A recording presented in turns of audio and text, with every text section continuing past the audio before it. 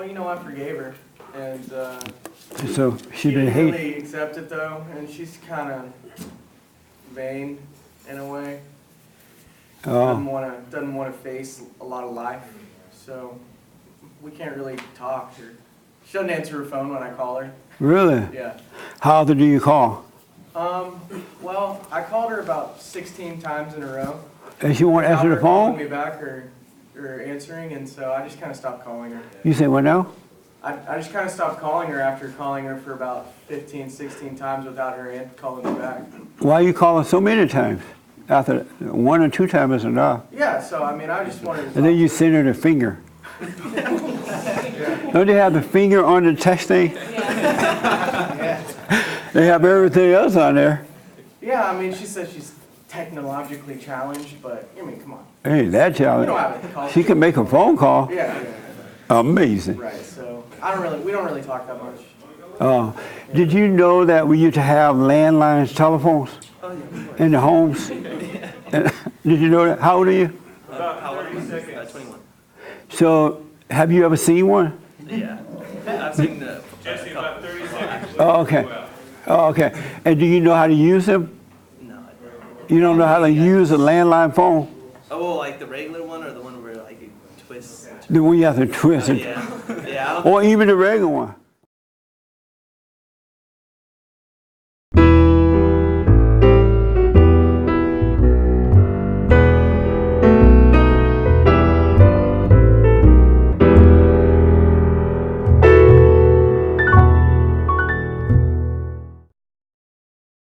That's amazing. Good morning. Welcome to church. I'm Jesse Peterson. I am back. We were in Nashville last Sunday. It was amazing for Politicon. It was really, really interesting. A lot of stuff came out of there. And yesterday I was up in Oxnard, California, giving a speech. So it was amazing. Thank you all for having me. Good morning, everybody. Good morning. How y'all? All is well. Amazing. So, oh good. All is well and amazing.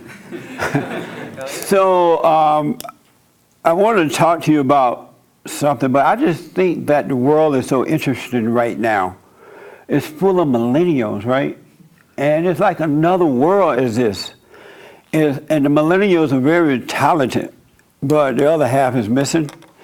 And so this morning I was talking to Nick, my radio producer. Nick is 28 and Joel is 28. 25. I mean, Nick is 25, Joel 28, and Dallon 28, and Esteban, he's 23. And so I'm watching these people, I'm thinking, wow, these are young people, right? And I met a lot of millennials down in Nashville last week, and they're just kind of out there. They know how to fix things, but they don't have no sense. I mean, any sense. And I wonder, it's a whole different world out there now, right? And I'm like, wow, it's interesting to watch millennials function. They're like computers. They're just like their cell phones. And so I asked Nick this morning, how did what was his finding Jesus moment? Because we were talking about that Kanye West guy. He has a Christian song out or something, right? And James was telling me this morning that over 1,000 people came to Jesus under Kanye West church service yesterday or something. And so I asked Nick, what was his coming to Jesus moment? And what he said was mind-blowing. I never heard nothing like that before. Do you mind sharing that? This is Nick, my producer. And so tell them what you told me about your coming to Jesus moment. I didn't think it was that amazing. So I'm like going through life. He's so out there, he didn't know it was a big deal to me. I'm just going through life thinking like everybody else. I didn't really believe in God, or I was actually kind of sure he wasn't real. You were sure God was real? I was kind of sure. And he's from Canada. No wonder, huh? I grew up in, yeah. There is no God in Canada. No, they don't. They don't. And so I was going along with it, and I'm thinking, what's moral and what's right is what brings you pleasure, what makes you feel good. So I'm just kind of living like that. And then I see Trump run, right? And I'm like, I kind of start taking on everyone else's opinion about, oh, he's a reality show guy. Why is he going to be president? But I saw the immense amount of hate, and it didn't make sense to me. It didn't make like logical sense that there was this much hate, and it made me look into it. I guess long story short, that amount of hate made me believe in Satan. It made me believe that evil is real. And when I believed that evil was real, I was like, then there has to be a God. Isn't that amazing? That's kind of so Trump made pretty much first it was a little more gradual. Like first I saw Trump run, and then I kind of looked into why he was being hated so much, and I was like, oh dang, I'm a conservative. And that blew my mind for a little bit. And then after seeing the hate and believing in evil, I was like, oh, there's a God, and that blew my mind. And that's something Trump made him find God. And then I found your videos. Yeah. All the way in Canada was Satan's territory. Yeah.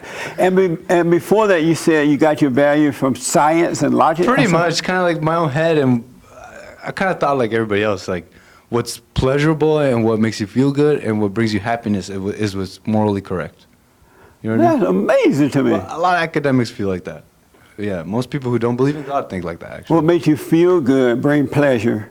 So you must really love pot. That's not true. Allegedly. Did you smoke pot? In Canada, yeah. That's not Canada. true. In Canada. And so you got your value from what made you feel good. So when you were not feeling good, did you think you were not valuable or there was no values? You could say that. It's like, yeah, whatever brought you emotional distress, whatever didn't bring you more money, more wealth, more feel good was not right. You know what I mean? And I think most people who don't believe in God, most people who are academic, most people who think that way, believe what I believe. Anybody else thought that way too, or think that way? You think that way? Like logically and kind of academically. Right. Yeah, I think most. We talk about it all the time. I think most men are like predisposed to think that way. Like we don't get to. Yeah, well, for me personally, yeah, I always kind of went into things like with calculated, logical. It's either A or B type of thinking. And so, what made you feel good? You thought that was morally right? It depends. It depends whatever it was making me feel good. I mean, I'm learning now. Like, it doesn't matter what makes you feel good. That's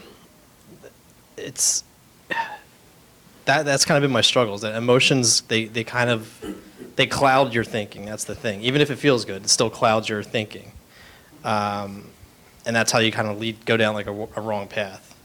So, for me personally, when I have a clearer head, like an unemotional head, I'm better off. Yeah. So. I'm glad I'm black and slow. I would hate to be in that condition. Yeah.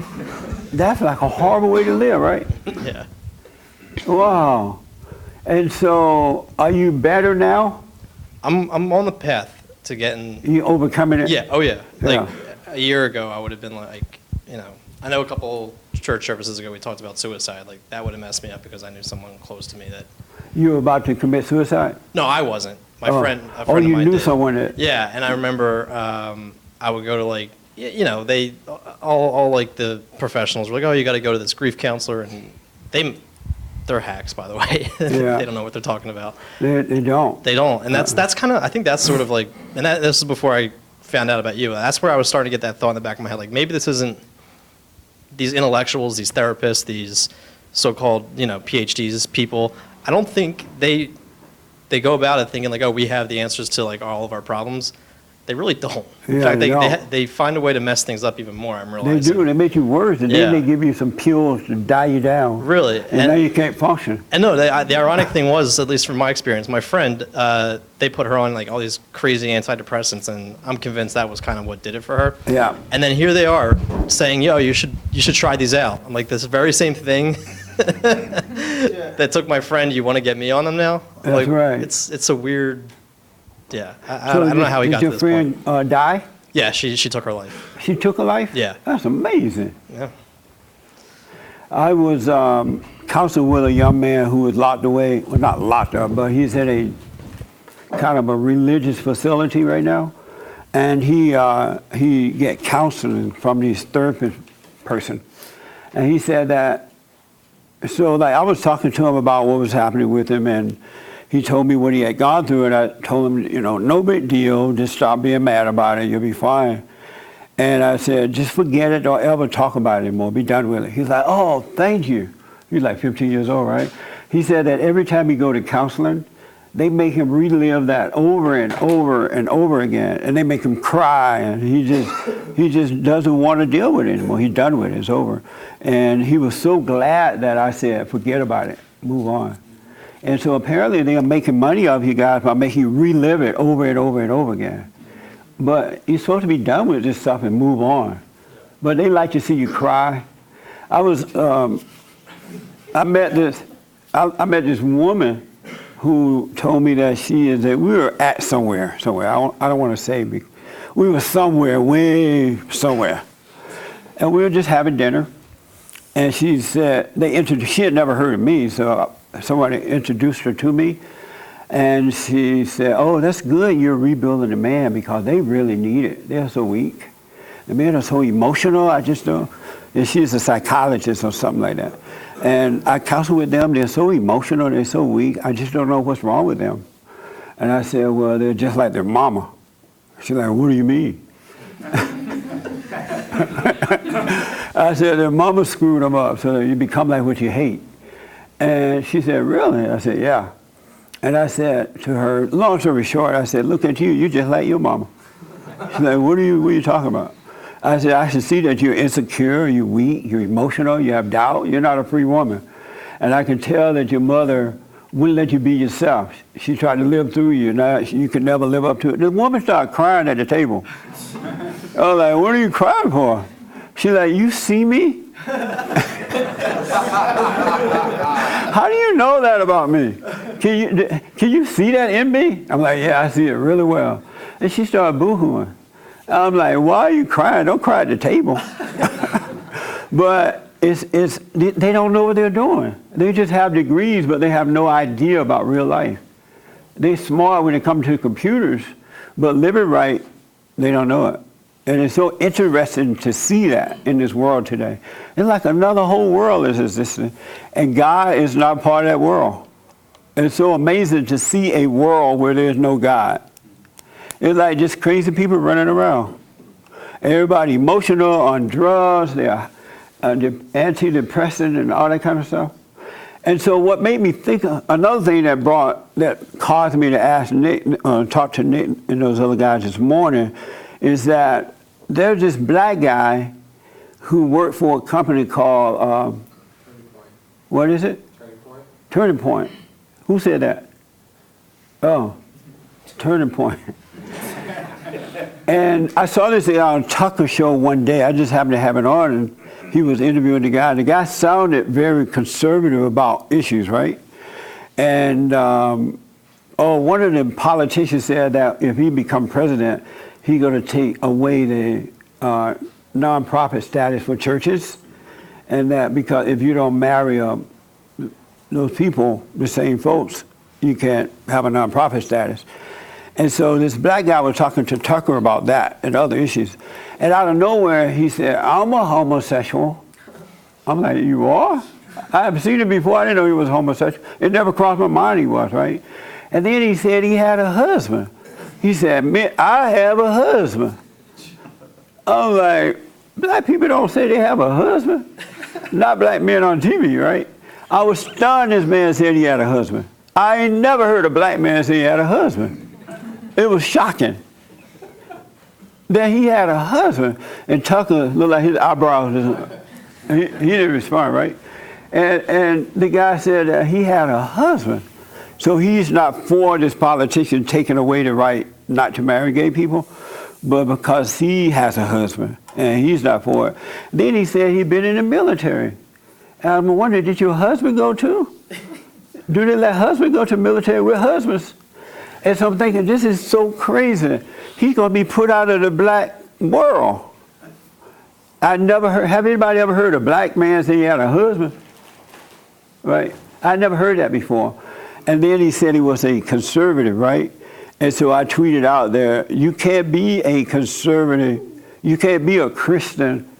No such thing as a gay Christian and gay conservative. Right. No such thing as a gay Christian and gay conservative, right? And all hell broke loose. It really did. And so I'm thinking, now the millennials, they don't know that you can't, conservatism is an anti-homosexual. They don't hate them, but they don't accept it as a norm. You know what I'm saying? That's why I became a Republican, because I used to be a Democrat. I'm not pushing the party, you make your own mind up. But I used to be a Democrat. When I moved to California, I started hating white people. And we hate white people, you have to be a Democrat. Right. And so I was a Democrat because I hated white people. And when I was a Democrat, I didn't care about anything. Once I became a Democrat, all my little values went out the window. Anything goes, you can have abortion, you can do whatever you want. And but then when God changed my heart, took away the anger and gave me perfect peace, and my values changed, right? So I read both parties. I went and looked at, because there was only one other Republican that I ever heard of, and she was a singer. She died now, I think she did. Mahalia Jackson or somebody like that. And everybody hated her because she was a Republican and she was black. We thought she was a sellout. So I read the platform, and the platform on the Democratic side go against God. They for abortion, they for everything that's wrong, right? And then I read the Republican platform. It was about God, family, Constitution, freedom and stuff. And so I went back and I asked God, I said, you know what? God, I have one more favor, right? He's like, well, what is it? I said that I was a Democrat. You forgave me. I mean, I was full of hate. You forgave me. Now I'm free. I can see. Can you forgive me for being a Democrat? And God, like, yeah, I forgive you. I haven't asked for anything since then. So he forgave me, and I became a Republican because of the platform, right? It coincided with my values now. But now the millennials, not all, but they think that they could be a Republican conservative and yet be a homosexual or something. And that's crazy to me. And they think that you're not supposed to say anything about it because they are supporting the Republican Party, right? So it's like somebody give you a free gift and now you can't speak up. You know what I'm saying? It's because they gave you something, now you're subject to them. But I said, you can't be, there's no such thing as a, what did I say? Gay Christian and gay conservative. Anybody disagree with that? And even that woman, Tammy Bruce, came out and said something about it. And she's supposed to be a lesbian. I've debated Tammy before when she was a Democrat.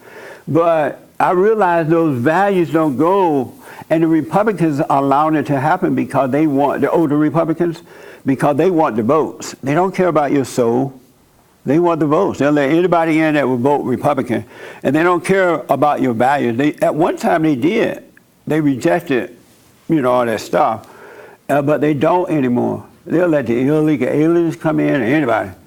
But your soul is more important. And I don't care that these people are homosexuals or whatever they are. Just don't flaunt it as a norm. That's what they're doing in the Democratic Party, right? They're trying to make an abnorm be a norm. So my concern is that you could be whatever you want, but it's supposed to be embarrassing, so you kind of hide it. You don't go out flaunt it, right? Talking about my husband and all that. And so I'm sure a lot of them Republicans have issues. They have sin issues as well, but it's not flaunted. You're just a conservative with your issues trying to overcome. But now the Republicans are accepting it as though it's a norm. And I'm thinking, your soul is more important than voting a Republican Party. Because if you notice, these people who are not born again of God, they may have degrees, they might be politicians, they're unhappy, they don't have peace. They're not getting along with their families, they are insecure, they have doubt, they are weak. Because if you don't believe in God, if you're not born again, you can have all the money and friendships, and it's all fake. And that stuff is here today and gone tomorrow. And while you're pretending you're so smart, they're feeding you pills and telling you can smoke pot and you can do this and that. But you got to have the whole thing by being born again, and then you can be a conservative, whatever you want. But you want your soul to be at peace because you are a spirit. You're not this physical person. And they are mad because I'm saying that you can't be that. You can't be a conservative and be a Christian too, all that kind of stuff. And a lot of millennials are mad about that. It's so weird. It's so weird to me, really. But it's interesting. All right. Any questions or anything? Yes, sir. So I don't have a question, but I have a comment. Yeah. Because I've been thinking about this the entire week because of that event at Ohio State. And it's so weird because not only Turning Point, but then all these other conservatives, like the people who are on the Gateway Pundit, all this stuff. Yeah. They're calling people who asked how that's conservative, they're calling them homophobic. Then they talk about demographics, which is something you talk about, and then they called them racist. Yeah. And then amazing. they ask, I mean, a few of them were trolls, but one of them is like a normal old question about Israel, and they're already anti-Semitic. And it's Yeah. like their entire platform is supposed to be pro-First Amendment, and look at the liberals doing all this. But what I notice is that anyone who is angry, and that anger separates you from God, I don't care if you're conservative, Republican, pro-Israel, or anti-Israel. If you have that anger, you're going to get mad at the person that disagrees with you. And you're going to try to shut them down because your nature is so weak. You can't hear disagreement. I was speaking at this church yesterday, and this black guy was there. There was other black people there, but this older black man was there. And when I started speaking, he got mad at what I was saying because I was saying no such thing as racism, sexism, or no ism. It's either right or wrong, good or evil. And along the way, I said the worst thing that ever happened to black people was the civil rights movement. It should have never happened.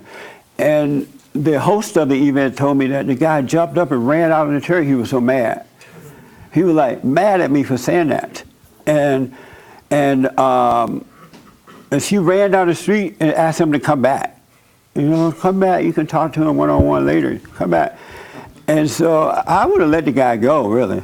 Ain't no way in I'm running down the street at nobody. I used to run down the street and bring my boo back. Because I was a beta male. Anybody ever ran after your boo? You're not going to say, huh? You ran after your boo yet? I jogged. It's different. I'm guilty. You ran after your boo? Multiple times. Oh, beta! That's amazing. And so during the break time, the guy asked me, the black guy came and talked to me about what I had said. And he asked me, why are you saying that the civil rights movement, it was bad? I said, because it was. Black people have not returned, they don't have their mindset anymore. They're not free anymore. They're blaming. And I said that the so-called civil rights leaders, what they did was they set themselves up as leader of the people. And now you have these people voting for them over and over. It wasn't like that before the civil rights movement. People were free thinkers, right? And you had a right to disagree and agree. We didn't have the same fight that they were trying to shut you down to prevent you from speaking. But that is happening now. And that's why you have to speak anyway. You have a right to be wrong and you have a right to be right. I was telling the guys this morning that even when I was a kid, I always spoke up. I have never let no one take even in my beta days, I would still speak up if it was wrong or if I thought something right or whatever, right? And I remember my aunt, one of my aunt was wrong about something, and I was a little kid, and she said something that was wrong, or did something. I told her she was wrong for that. She's like, you need to shut up. Your mouth gonna get you in trouble one day. Because I will not let no one take my freedom of speech away. Really, I just won't. I'll go to jail before I do that. Because if you can't express how you feel or what you believe, you have nothing left. It's like giving up your guns. You have nothing, no way of defending yourself. And who are you to tell me what I can and cannot say when you're saying and doing whatever you want? And I can't say no to that. That doesn't make sense to me. And a lot of people are afraid and they are giving into it. And I know that they are afraid because they're afraid of losing something, right? Losing a job or losing this or losing that. That's why you shouldn't let anybody or anything be that important to you that you can't speak up. You're afraid of losing it. It will control you. So you gotta, but the only way you're gonna become that way, you must be born again. Because when you are born again, overcome that anger. Oh, and by the way, I told that woman that she told me that she told me something else. And then she said she loved her kids or something like that. And I said, no, you don't love your kids. Women don't have love. She's like, what? The psychologist. I said, they don't have love. Women receive love. And she was a Christian woman, and so she couldn't fight it. She's like, oh, okay, I understand that. Isn't that amazing? But you got to do what you want, but you must be born again, overcome the mother's nature, return to the Father, and then you would never know fear again. You would never know it. He would take it away from you, and no matter what the threats you're getting around you, it would never occur to you to be afraid to speak up. Really. It would be like, what do you mean I can't say that? You would never, in marriages and family, whatever the situation may be, you would never be afraid to speak up. But you got to overcome that fallen state. You must forgive. All right? That makes sense? All right. Let me just finish here, Darlene. Go ahead. Are you afraid to speak up? No, and actually, I'm glad you said that. That was the thing that I kind of came to last night is like, well, the only real way to actually stop something like this, that's just because these people are like the leaders of conservatism. The only real way to stop it is to speak up. Yeah. And say the truth and let the chips fall as they may, because everyone can see it. Yes. It's so clear and obvious. And I noticed that, just to add to that, I noticed that on TV, regular TV now, you don't even hear debates about homosexuality. Yeah. They won't have you on if you disagree with them. And I noticed that the hosts of these shows are not mentioning it at all. And some of them claim to be Christians. I know some of them. They say they are Christian. They've been born again. And yet, they won't have you on anymore, or they won't debate homosexuality as being wrong. Or if you were on, they'll just stop the segment and go to commercial. Yeah. They'll talk about white supremacists on those shows. They'll talk about everything but homosexuality. It's like everybody in that world have accepted it as a norm. And that's not good for us. It's not good for a nation to accept wrongdoing as a right. Because even in your personal life, if you accept yourself as being wrong as a right, you're going to catch hell in life. You got to see that you're wrong. As Nick did when he saw how these people were attacking one man, right?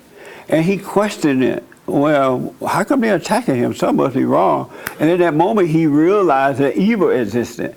And from realizing that evil existed, he realized that God existed. You got to question things. Don't let anybody tell you you can't question things. Really. Don't let them tell you that.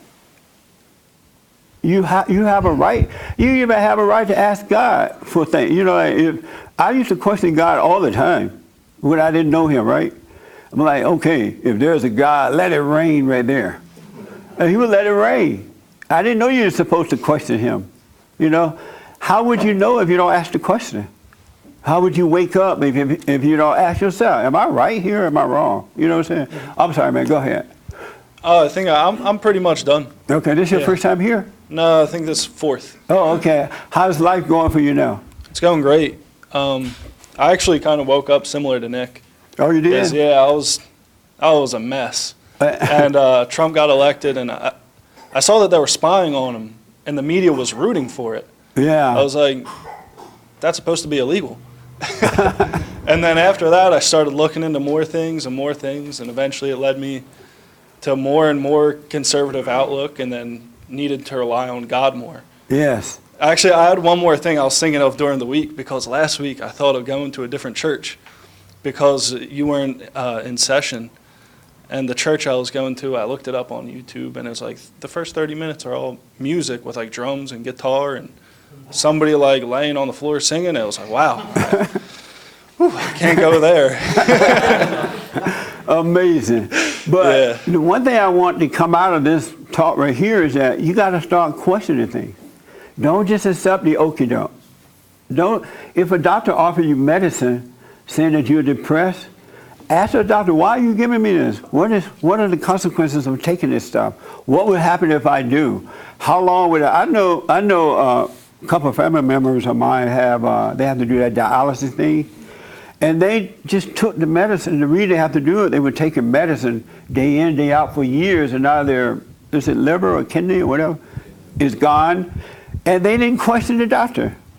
They just took it because the doctor said it, and now it just created another problem. You have a right to ask questions. You really do.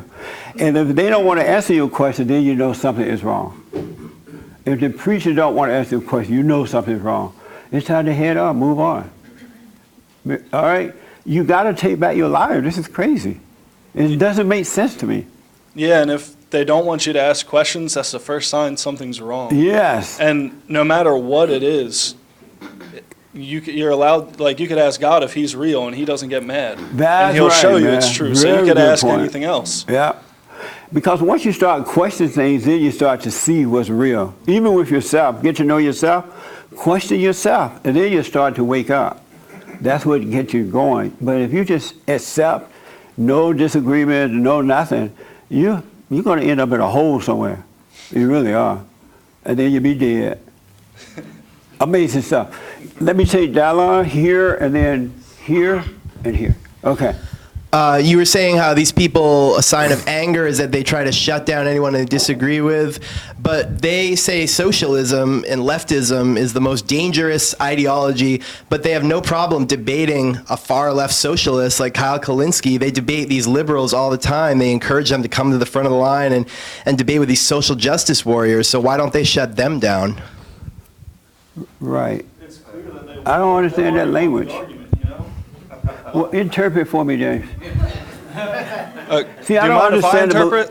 I'm sorry? Do you mind if I interpret? No, go ahead. So they got these liberals who they've already beaten in a debate 1,000,000 times. So they let these liberals come up to the front because These they already know what conservatives they'll say. The conservatives let the liberal come up. They Okay. say come up to the front, and it's Okay. like you already know what the liberal's going to say because they've said it for the past 20 years. You already know how to win. Right. And then somebody comes who's more conservative, and they act like you're a racist or a Nazi or whatever. They do the exact same things that the socialists do to them. Yeah.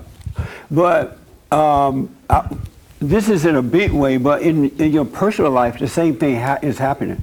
If you notice, if you're married, men and women who are married, if one disagrees with the other, the first thing they do is call you names. Oh, you don't love me. The man or the woman would do it, right? Because that's what happens when you have anger in your heart. You're trying to control, and so the first thing you're going to do, that's why you have to overcome that, so they can't build you up and let you down. You know, you just stick with what is right because you know it's right. Because in your personal life, when people can't control you, they'll call you names, or they'll do something nice. You know how men do with the women? If the women say, you're sleeping on the couch, no sex. It's like, come on, honey. She's like, no. They'll go out and buy her a gift because she's mad. And so they'll take her to dinner and spend all their money. And then the wife's like, oh, yeah, you love me. Come on, we'll have sex. That's control.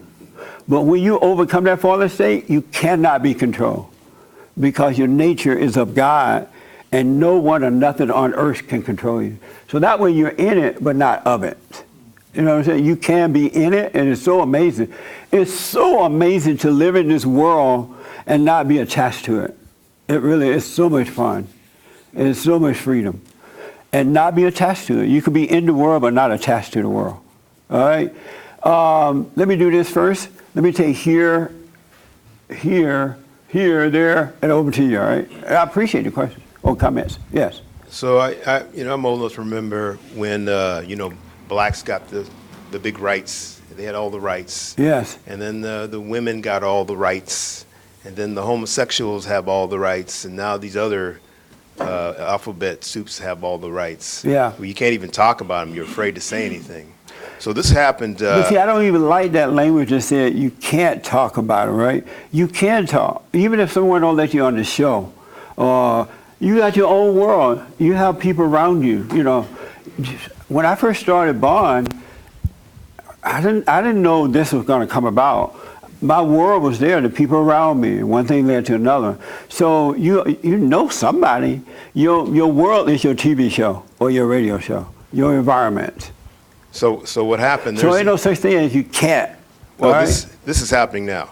So this happened in England. There's this doctor who, he happens to be a Christian, had a patient come in and say, I want to be identified as this pronoun, you know, whatever these acronyms. And so the doctor said, no, I'm a Christian. I believe in, you know, male, female, the Bible stuff. They fired him. They fired him because he believed that and would not and so call that. that's a good thing. Let's say they fired. Now, I'm not telling you guys go to work tomorrow and run your mouth and lose your job, right? And don't come up in my office tomorrow morning trying to be smart with your mouth. You're going to get fired. But there's a time and place for everything. But when you wake up, you'll see the time and place. It'll be clear when to and when not to, all right? So don't go to work tomorrow and get fired. But when that doctor got fired, that's just an opportunity for him to do his own thing or to go to something. It's not a negative. Really, it's not a negative. It's just an opportunity. Maybe he's pushing you to do something yourself that you wouldn't ordinarily do because you're so comfortable with the job that you have. So it's okay to get fired. Well, don't go and run your mouth and get fired tomorrow. But there's nothing wrong with that. Don't let anything control you that you can't be yourself, that you can't agree and disagree. Now is a time for, I'm trying to understand his hair. What happened to you?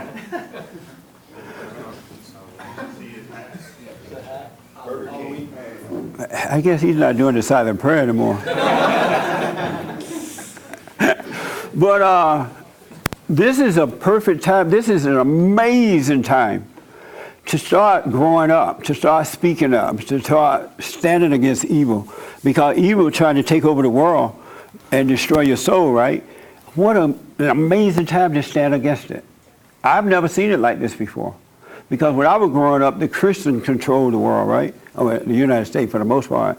Now the children of the lie controlling everything for the most part. So it's a perfect time to grow in life by standing up and speaking up. Don't love anything or anybody so much that you can't speak up when they're wrong. Really, nothing. And there's nothing on earth that's that important. And God loves you, and He's going to take care of you. You know, they take your job, you'll get another one. You'll start your own business. Because I've always had the attitude, if they can do it, I can do it. Why? And the blacks think that they can't start a business, right? Why not? If the white man can do it, I can do it. You know, I'm not going to complain. And if the white man doesn't want to give me money to start a business, I'll save my food stamps and sell them. You know, I'll sell my food stamps to the bums on the street. There are ways out. It really is. It's so amazing. Anyway, yes, sir, right here. Okay, I got to say a couple of things before I ask my question. Yes. So it makes sense. So about what these guys were saying about the questioning and things like that, I question a lot of people wherever I go. 'Cause I'm trained in art of logic and rhetoric, so I do debate the gospel. But certain places I go, I've been pulled down by police officers. I was with, what's the guy's name? Ray Comfort over in Huntington Beach. Yeah. I got sat down by a cop there. They told you to go sit down? Yeah, he grabbed me by my shirt. It's all on camera and everything. Right. And he told me to sit down.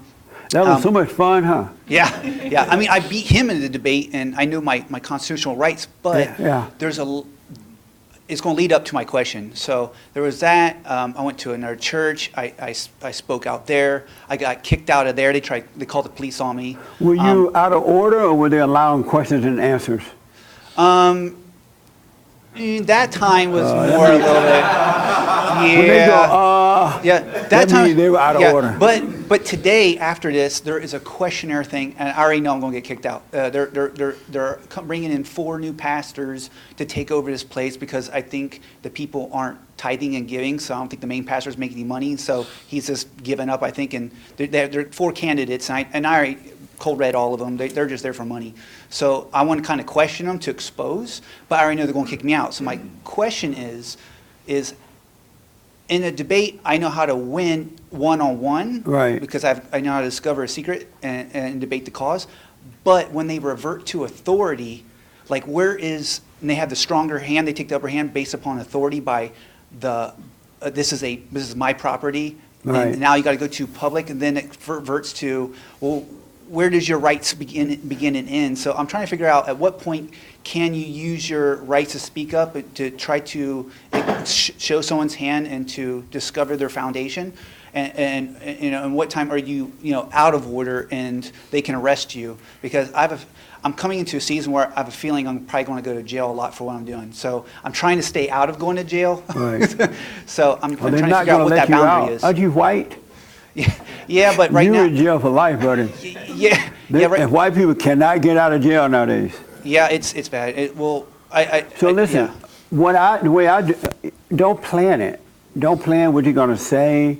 Don't have an expectation how it's going to go. Always, children of God has an attitude of wait and see. Yeah. In your head, don't be saying that I'm going to this event, I'm going to stir up trouble. I know No, I they're don't going to think throw that me way, out no. there. Just wait and see. You don't have any idea what you're going to do and what you're going to say. My whole point is to make a conversion. You can feel it in the atmosphere when it happens. When someone discovers what they're doing is wrong and they make that heart change, you can feel it in the air. That's my whole motive and agenda. But most of the time, make a conversion, you say? conversion, What does that mean? For me, it's when they hear and see more truth and they walk more in that light. But They you get more can't in be the out way. of order with that truth, though. So if you're at someone's church or whatever event, and you're carrying on like that, speaking up, and the cop come over and say, "Hey, you need to stop," and the people that own the place say, "You need to stop. You need to stop." Okay. Don't force it. Well, in Huntington Beach, we were allowed to be there. It was But you still have to. You should speak up for sure, but you have to have some sense too. If they don't want you to, they don't want to hear, then you be done with it. okay. So it comes down to when they. That's the thing. Like, when does it stop? Like, let's say you're civil and everything, and you're debating, and you're asking more questions, and they just get triggered, and they're just so pissed off. They just want you need to get out of here. Right. Like, at what point is it now they're oppressing you, and what point, do the tides turn? You know what I mean? Like, what point But do you have to leave? if you've been born again of God, Yeah. then you'll never be oppressed, or they'll never interfere with your whatever, right? Because if you're speaking the truth as it's given to you, that's all that need to be out there. Maybe you don't need to have opportunity to say a lot of words or speak a lot of words. You speak from the heart. Somebody's going to hear it, but then another opportunity is coming up for you. It's not up to you; it's up to God. And so I remember one time I spoke up in Sacramento about some kind of bill that they were trying to pass, and not Maxine, but Diane Watson, she was the black congresswoman that was there, and I went up to speak, and I made it clear that I don't like these people. I don't agree with anything that and I said, especially Diane Watson, right? And she just started screaming and yelling. She's like, cut his mic, cut his mic. So I heard her up and said what I needed to say. So when they cut my mic, I was ready to leave. It doesn't take but one word to change the world, really. Okay, good. That's So- what I needed to hear, because that's pretty much was my plan. Yeah. Everything you're saying, but I just need to hear it from someone that's more experienced. Yeah. Yeah, just make sure you're being led by what is right and not by your ego. Right. And I'm telling you, man, it'll just work out well every time. Yeah. And when the children of light try to shut you down, you'll still be fine. I've been thrown out of so many places, it's not even funny. You know what I'm saying? Yeah. But I was able to say what I needed to say, and when they tried to throw me out, I was done. Okay, bye. Yeah. So just have that kind of attitude. Yeah, I definitely escape every time. God delivers me from every situation, but I have a feeling I'm going to a more extreme, a higher level of it, and I'm getting kind of more nervous because the atmospheres, the times in California are getting a little darker as far as standing up and saying something that's right. Yeah, but And don't I'm have a willing- plan. Yeah. Have a wait-and-see attitude. Okay. And you will always be protected. Okay. All right? Yep. Just don't let Satan give you a plan in your head, what's going to happen, what to say, what to do, and all that. Okay. Just have a wait-and-see attitude about everything. Okay. And it's easier that way. Okay. That way you don't have fear about what's going to happen or anything. Okay. All right? Okay, perfect. Yeah, thank Okay. you. I spoke downtown in a city council meeting or something like that. And the liberals got so mad at me for what I was saying, they cut my mic off, right? And so they told the cop to throw me out. Get him out of here, get him out of here. And not Danny Batewell, one of those black city council men said something to me, and I just yelled out, he threatened me. And so what I did, the cops came to carry me out, 2 of them, right? So I just let myself drop. I just let myself drop, and they had to drag me out. And while they were dragging me out, I was yelling. I didn't know that was going to happen, but it was so much fun. So those moments will happen on their own because God is with you. Yeah. But you cannot have an agenda yourself. Right. You know, I feel when God's with me, 100% every single time He has been, and it's all worked out. But I'm turning into new unknown territory, and so I'm just hoping it's going to continue to work out the same way it's been. But it will, just one day at a time. Okay. Don't worry about it. Okay. Don't let Satan put anything in your head about it. Okay. If God is with you, all is well. Okay. Okay? Yeah. Good, man. Thank you. Keep it up. Thank you. All right. Let me take over here. Let me take here first and then over there that way. Yes, sir. All right, so you talk about the silent prayer, Yeah. to let your thoughts go away and, just be still. Yes. But you also, I hear you talk about, you talk to God and ask Him for signs and stuff like that. Do you do that through prayer, or do you speak I don't out do loud? that anymore now. Yeah. I did it when I was a kid growing up because I was hearing so much about God. And they were saying how real He was and that you're supposed to be happy, and if you believe in God, once you become a Christian, all your sins should go away and all that kind of stuff. And so I'll be just a kid, I'll be walking down the road, I'll be like, I will ask Him things then. But now that I can see, I've not asked anything. Okay. But I couldn't see then. So that's why I was asking questions. All right. But there's nothing wrong with asking Him. All right? Cool. Thank you. Yeah. Don't hold back from asking. Really. Yes, sir. And then James.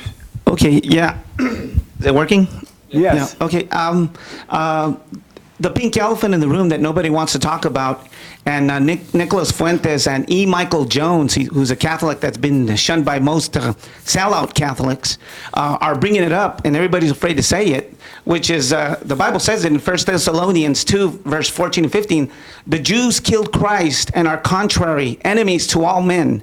And when Jesus Christ was a Hebrew Jew, and he wasn't talking about the race, he was talking about the religion of the Pharisees. Now, Jew used to mean one thing in the Old Testament. In the New Testament, it means that we don't need Christ. We reject Christ, and we killed Christ, and we're still proud of it, and we'll still continue to be in this religion. It's a choice. They can choose not to be Jew. It's not a race.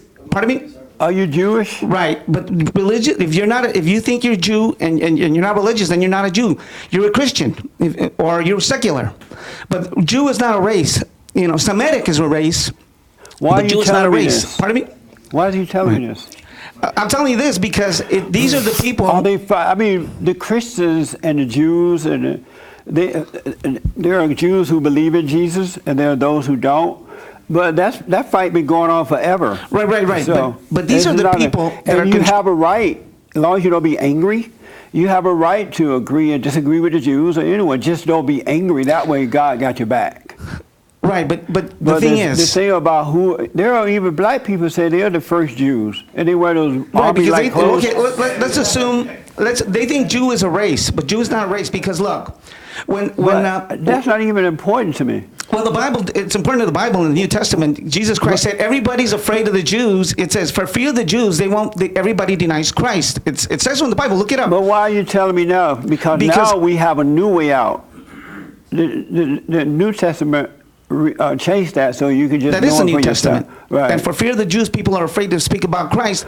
And that's why these conservatives, these fake conservatives, are bringing the fake Christ. And then when Nicholas Fuentes wants to go to this and bring the real Fuentes? Christ, they kick him out. Oh, who is Nicholas Pointes? They're Eastern European that converted to Judaism. Who is he, James? I'm sorry? Nick Fuentes is that Catholic kid that you met. It's his followers that were confronting those guys at TPUSA. Oh, and so what are they afraid of? Who's They won't afraid? have him because he doesn't believe in Jesus. Is Nicholas a Jew? No, Nicholas is a Catholic. Catholic, and he wants to bring the true Christ to these fake Republicans that want to bring transvestites, and they say, "Oh, we're Christian and we support transvestites," instead of helping them through it, as a loving Christian would help the homosexuals through their homosexuality, and they'd be accepted in that way. No, they want to come and promote transvestites and Christian But they type. won't let Nicholas come and promote Jesus. And he Right? wants a true Oh, okay. Jesus, and he wants to kick them out, but they won't let him in because they have all the money from who? From these people that call themselves Jews, but they're not. They're actually the synagogue of Satan, and the Bible is clear on that. Oh, They are the okay. synagogue of Satan, and everybody's Amazing. afraid to say it. E. Michael Jones isn't, and they took off his YouTube. They demonetized him, and they're about to do that to Nick That's why I'm Fuentes. saying overcome the fear, because in life, that's how life is. If someone get mad, they can love you today and get mad at you the next moment and take away the stuff they gave you. You know, I've had people come to this church and they just love Jesse. Just love themselves some Jesse. Here, Jesse, this is for you. Oh, we love you. Praise Jesse. And the moment I disagree with them about something, they gone. And now they want the stuff back. They want everything back. They stop donating. They take the stuff. But when you don't have that anger, it's not like that. If someone disagrees, fine. It's not personal. And so whatever's happened to Nicholas Ponte or whatever it is that's the way the world operates because the world is of Satan. And Nicholas cannot impose himself on anyone. If they don't want it, then do his own thing. That's what I did. I started my own thing. Because rejection means that now it's time to look at yourself and do your own thing. Really, it's not a negative. So don't be mad when they reject you, all right? I know a lot of Christian friends who are into media, and we're tight, but they know how I speak now. They won't have me on, right? But I don't mind. I appreciate what they did. I understand it, but it's not personal. It's really not personal. When I mentioned this thing about you can't be a conservative Christian, you can't be a Christian, whatever I said. What did I say, Joe? Be black. You can't be gay Christian or a gay conservative. No such Yeah. thing. No such thing as a gay Christian or a gay conservative. Right, all these people are overreacting and taking it personally. I could care less about that statement. I put it out there, it's true. Either you hear and overcome or you get mad and reject it. It's not up to me, right? And so Tammy Bruce and all those other people are responding to it. And I'm like, I didn't even think of them when I mentioned it. I was just thinking about this black man saying that he had a husband. And I never heard a black man say he had a husband in the public. I never heard that before. And he said it like it was normal. I was just responding to that. So all this other stuff, it's just, I don't care. All right, Well, are just you a one- Christian? Yeah, I do believe in Christ. You love the Jews? I love the Semitic race, the Jewish people that are deceived. Yes, I do love them. But the ones that know what they're doing, I love them in a different way. Tough love. I tell them the truth. But you don't love the other one with tough love? The other ones, I'm telling them the truth too, but But love they're just deceived. all of them with tough love. Yeah, but a different. Treat them I'm all a- the same. Just because they don't believe what you believe or they don't want to hear from you is not a reason not to love them. It's impossible to love God, to be born again, and love God and not love everybody the same. And his love doesn't deviate just because you don't, this or that. He just doesn't love us the way we are. We must be born again. But he loved everybody the same. There's no difference in the love. And as his children, we should love everybody the same. I have nothing personal with the homosexuals that are into the Republican Party. It's just that I don't want them to come and flaunt the abnorm as though it's a norm, because that's not the Republican Party. And so they're trying to pretend like they're conservative people, and they're trying to ease this lifestyle in so that we won't say anything now because they are Republicans or conservative, right? I can't live like that. I have to say something. And the Republicans won't say anything because they want to vote. I care about the people's soul more than I care about their vote. Did you know that they made the New Testament Bible illegal in Canada, in Germany, and in the UK? Why? Because if you quote one of those things that I told you, like 1 Thessalonians 2:14, the Jews killed Christ and are enemies of all mankind. Right. And one Jew complains and he says, "Oh look, somebody beat me up because of that." They throw you in jail. It's against the law. Well, and that's they're coming working on here it too. They're working on it here in Florida. Yeah. They're already Look at making the white laws. people. They can't say anything negative about the blacks. White people are not allowed to speak negative of the blacks. They are afraid to say something at home with their own white family, at the dinner table, because they're afraid that somebody will go out and tell it. And so it's the same way with the blacks. There's nothing different. Are you afraid to tell the truth about the blacks? No, but I do it in love. But I tell them the you truth. do that in love. Tough love. Just like I'm doing it for the Jews. It's tough love. I mean, I most gotta people move don't know. on because I don't really understand what you're saying. But I do want you to know that we're human beings, period, right? In every area of life, no matter what it is, family life, government, entertainment, somebody is trying to control somebody for a personal gain. And so they're not going to, if they're on the side of evil, they're not going to agree with you. If they're on the side of good, they will agree with you. I mean, really been born again, because a lot of Christians are saying that they're born again, that they are Christians, but they're not really Christians. They're just Christians in namesake. Like it's some type of fashion or something, you know. It's a club to be a Christian, so you have to act a certain way and can't do this or that. So just expect it to be that way. It's just the way it is. That's why we have to come into the new reality within us. And that way, out in the crazy reality, you can deal with it. Just don't be angry. All right? Yes, sir.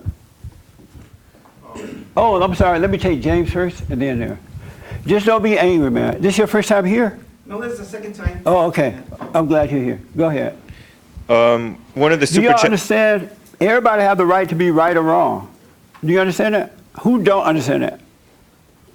And you don't have a right to be mad at them for being wrong. Do you understand that? Or being right. They have a right to be that way. Even God will let you suffer until you're ready to wake up. He doesn't. He's not going to miss a nap. Really. He and Jesus have fun all day because he has no wife. They just hang out and have some fun, and they turn on the TV and looking at us down here acting crazy. They're not like, oh, I can't sleep tonight because they're acting crazy down there. They sleep like a baby. I started to say a virgin, but I won't say that. Yes. Super chat from somebody says his brother put his niece, age 6, on Ritalin, and he advised his brother that he shouldn't do that to his daughter. Yeah. And the brother got mad, and so what should the uncle do? Nothing you can do. It's not your child. You tell the truth, and if the parents continue to screw their kids up, what can you do about it? You don't have a right to put them in jail. That's their child, right? But you be an example, you tell the truth, and nothing you can do. And the brother paid the price later. It'll come back, believe me, because the kids will be messed up. Another super chat. Alex says that he forgave his parents a couple of years ago, and he's been doing the silent prayer. Yeah. But he doesn't know how to look to himself for answers or access the kingdom of heaven within. Just pay attention to yourself and watch how you do things that you don't want to do, or you have fear, you have doubt. Just notice that in you, and you will see that it's not of God. That it's a spirit that making you do the things you don't want to do. Really. You will see that you're not in control of anything. We're really not in control of anything. We know nothing, and we're not in control. Only the ego makes you think that you're in control. So just notice how you do things, or the crazy stuff you be thinking, and just watch that, and God will take over from there. That's all. Don't hate what you see. Yes, Doug. I was going to say something to this gentleman who goes to the different churches or wherever he goes, but I think you said it pretty well too. But I would add, like, I see a lot of people wear their MAGA hats and go into a bar just to see what happens. I don't know that I would throw myself out there like that. I I mean, if you got to speak up, you got to speak up, but you don't have to go somewhere to speak up, right? Because things happen all the time. Now, if you happen to be there, then great. But I don't know that I would go with the mentality that I'm going to say this all the time. You know. That's how you get killed. Yeah. You put yourself out there Because like Satan that. say they don't want you wearing your MAGA hat. They hate you for it, right? And you're like, go down the road with your hat on. And you're thinking you're being tough and from God, and you go get killed. Now you want to blame MAGA on MAGA. Yeah. Don't listen to Satan about that stuff. Don't do that. Let things happen naturally. Don't go out there just trying to prove something. Really, it'll happen in due time. It'll happen in the right time, and you'll be fine. But if you're doing it just to prove to the haters that you could wear your hat, then you're crazy. You deserve what you get. You should get beat up. Because your ego is in the way. But if you just want to wear your hat, you have a right to just wear your hat. But make sure you're not listening to this. All right, so don't be going up there yelling at those preachers trying to prove something, man. You're going to get thrown. No, that's not my intent. No, I go by where I feel what's right. What does it feel like to feel what's right?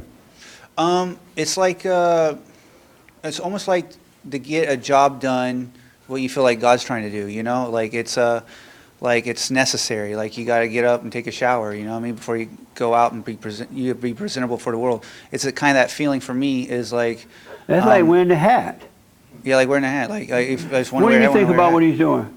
Because you know him, right? Mm-hmm. That's your husband? No, Your friend. boyfriend? Friend. Friend, okay. Yeah.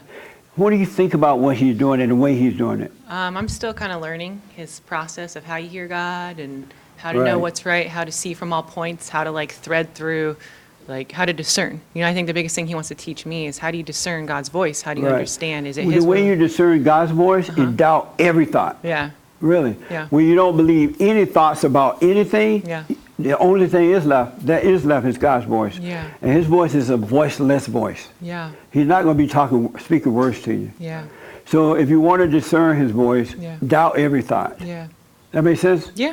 So are you thinking sometimes, well, I don't know, you should be doing this? And honestly, not really, I because think he's. you better sit down, buddy.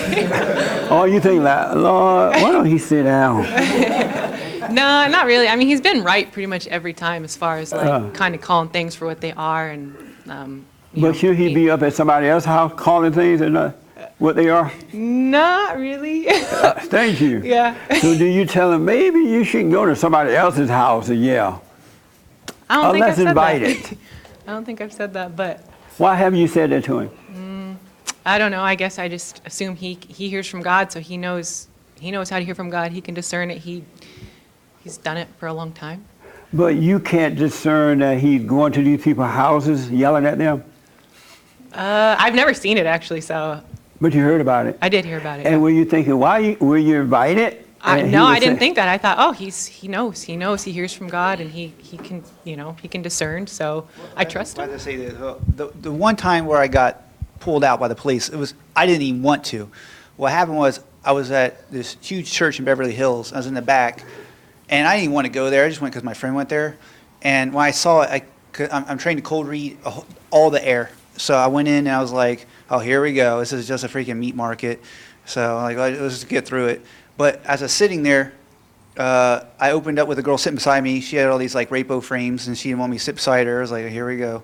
Satan would tell you that. She was like projecting like, And Satan don't would tell sit you, beside here we me. go. She was a pretty girl, and she didn't want me to sit beside her, but I was with like two other dudes, and we had to sit somewhere. So I was like, are you guys all serious here? She's like, yeah, we want God. I was like, oh, really? Okay, well, let me just tell you something. So if the preacher talks about himself most of the time, then he's far from God. If he talks about you were at you church, guys, he's you near. were inside the church saying that? Yeah, well, I was saying it to her privately, but what happened was the preacher ended up talking about his dog for 45 minutes. There was nothing building up the people, nothing. And then she started waking up like, hey, this guy's not. You want to come in for counseling? Huh? Because it doesn't sound right. Does it kind of sound right, or am I hearing it wrong, or what? I have a friend, a good. Decide that that's wrong. Because he said, oh, here we go. That's wrong. Because God's not going to say, oh, here we go. No, I was saying here we go because I didn't want to be there. I didn't want to waste my time. I didn't want to just go to a church service and not, feel like I'm where God is. That's what I'm But saying. you didn't have to go. Well, I was kind of rode with my friends. I have a friend who know the truth, right? A good friend too, really good friend. And so we went to this church once, and they start singing and doing what they do at church, and right away he went, "Oh, here we go." I'm like, "Shut your," I almost curse. "Sit down, boy. What's wrong with you?" He felt like he needed to do something because it was all crazy and boring and singing. And just as crazy as a doorknob. I never took him to church again because he thought that was from God. I mean, no one made him be there. He could leave or he could respect what the people are doing. You don't have to agree with it, but it doesn't mean you need to shout out about it either. Well, here's what happened. So what happened was, the Spirit of God did come on me, and I didn't want to say anything, and I was scared. There was over 1,000 people there. I was like, "No," and God was like, "Pray in tongues." I was like, "No." You were screaming like that? Yeah, God was telling me, say something now. And because here's what happened at the very end, there was a guy there going to get saved. He was looking for God, and there was no God, nothing being talked about. After I got dragged out, I waited till the last person came out, and everybody listened to everything I had to say on the street. And the cops came, said, "Let him stay. He can preach on the street." And I preached everything the Spirit of God wanted me to say, and that guy got converted right there on the sidewalk. That's what happened. What do you think was about like this? hell going through it. This your first time here? What's your name? Paul. Paul? Oh, the right person. Paul is here. Paul, what do you think about what Joseph is doing? It sounds like maybe it's trying to put your opinion too much. If people don't want to hear it, maybe you don't need to go out of your way, It sounds like the mega hat situation, trying to prove I was something. trying to get out of the way, but God Well, was when having you to say stay there that, to what about convert. when you say, "Well, God told me to do this," but I was like, "No, I'm scared," blah, blah, blah. No. Is that from God? I don't know. It's not for me to say. No, let me just tell you, that's not from God. 100% not from God. There's no fear in God. There's no doubt.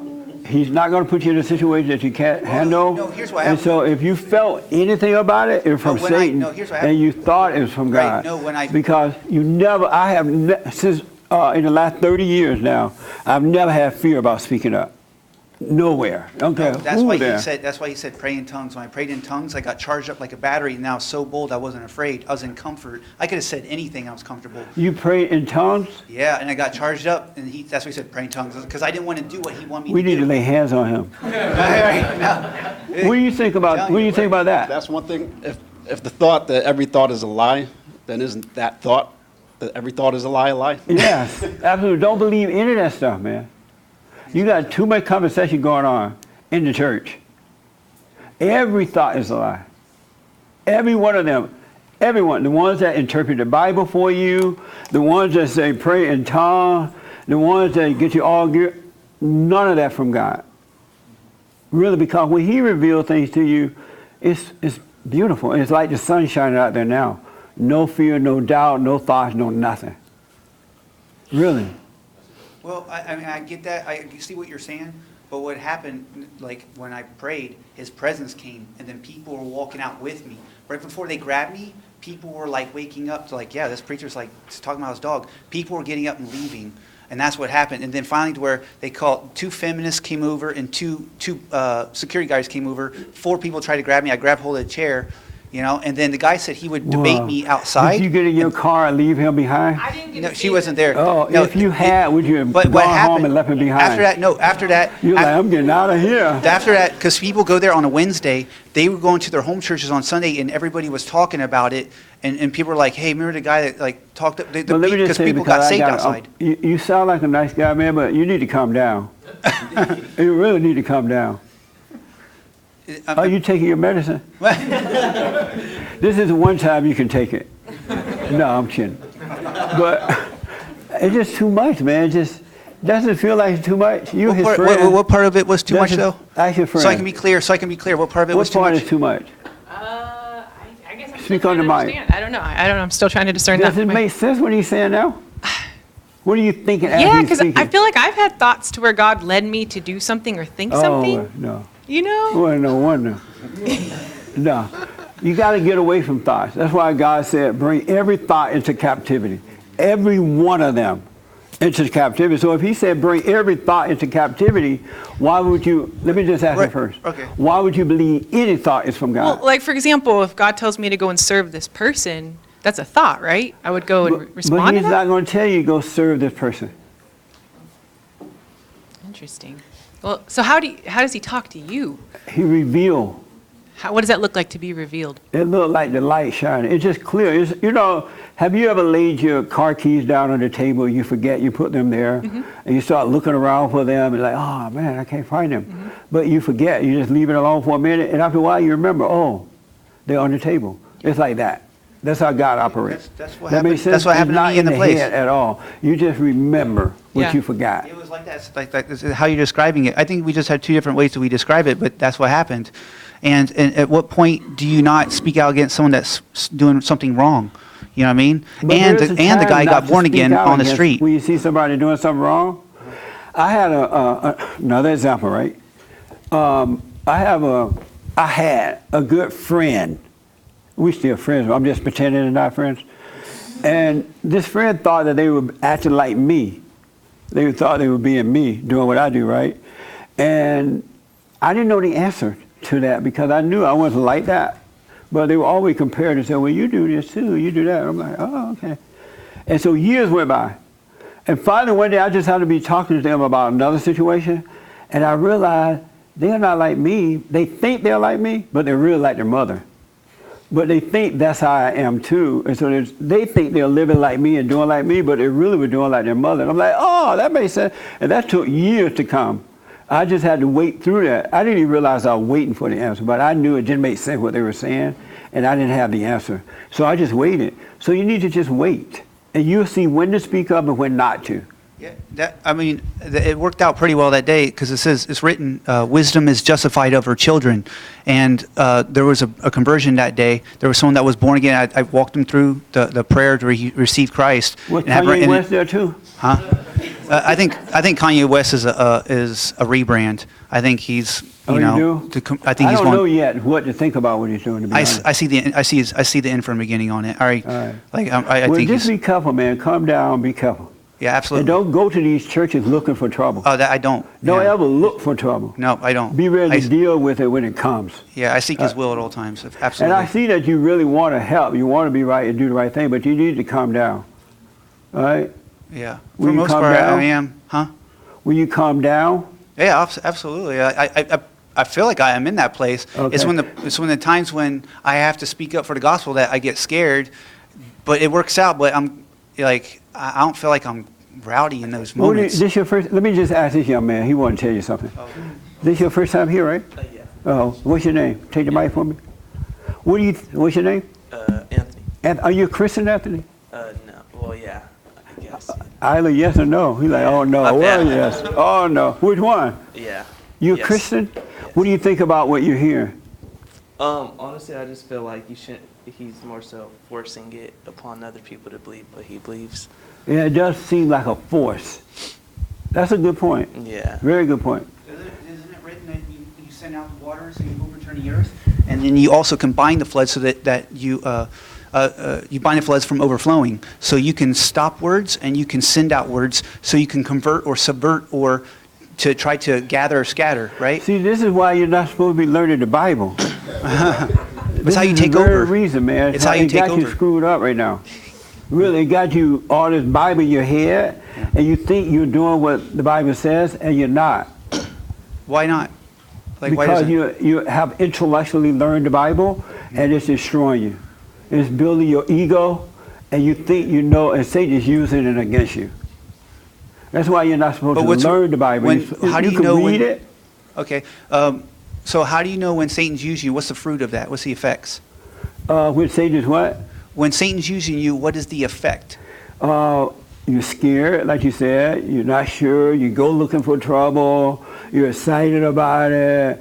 All that kind of stuff happens. Right. I said I wasn't looking for trouble. I was in a situation. God wanted me to say something. I was afraid to say something because But if God wanted you to say it, you would not have been afraid to say it. I wasn't And once I it prayed. would have happened Once I prayed, then I wasn't afraid, and then I got removed. Let me let Will help you. Will is one of those. He's overcoming. Yeah. He was traumatized with the Bible. Yeah, I really resonate with what he's saying because I can tell. Yeah. You're going, hallelujah. Lord have mercy, come on. No, like, I feel like God comes upon me like he's describing, and I tell people It's a fire shut up in about my the Lord, bones. you know? It's a fire shut up in my How bones. can we know that he is not being filled by the Holy Spirit in these moments? Because all that stuff would be happening if he was. But like it describes people in the Bible that are filled with, fire, and they're just like proclaiming the truth, and people are getting changed left and right. So kind of what he's Because describing. you read the Bible and Satan is telling you that these people act in a certain way. This is what they're doing. They're filled with the Holy Spirit. They're on fire. And they're out there doing it. So now you're that's not doing going it to too happen because today. you think That's not going to happen. I'm sorry? That's actually what he's describing is things that happen in the Bible, right? Then the wind comes in. No, it didn't and happen the the fire way he comes in. thinks. It's been translated to him. Just But because how they do you said know that they that? were You weren't- filled with the Holy Spirit doesn't mean they're out there carrying on.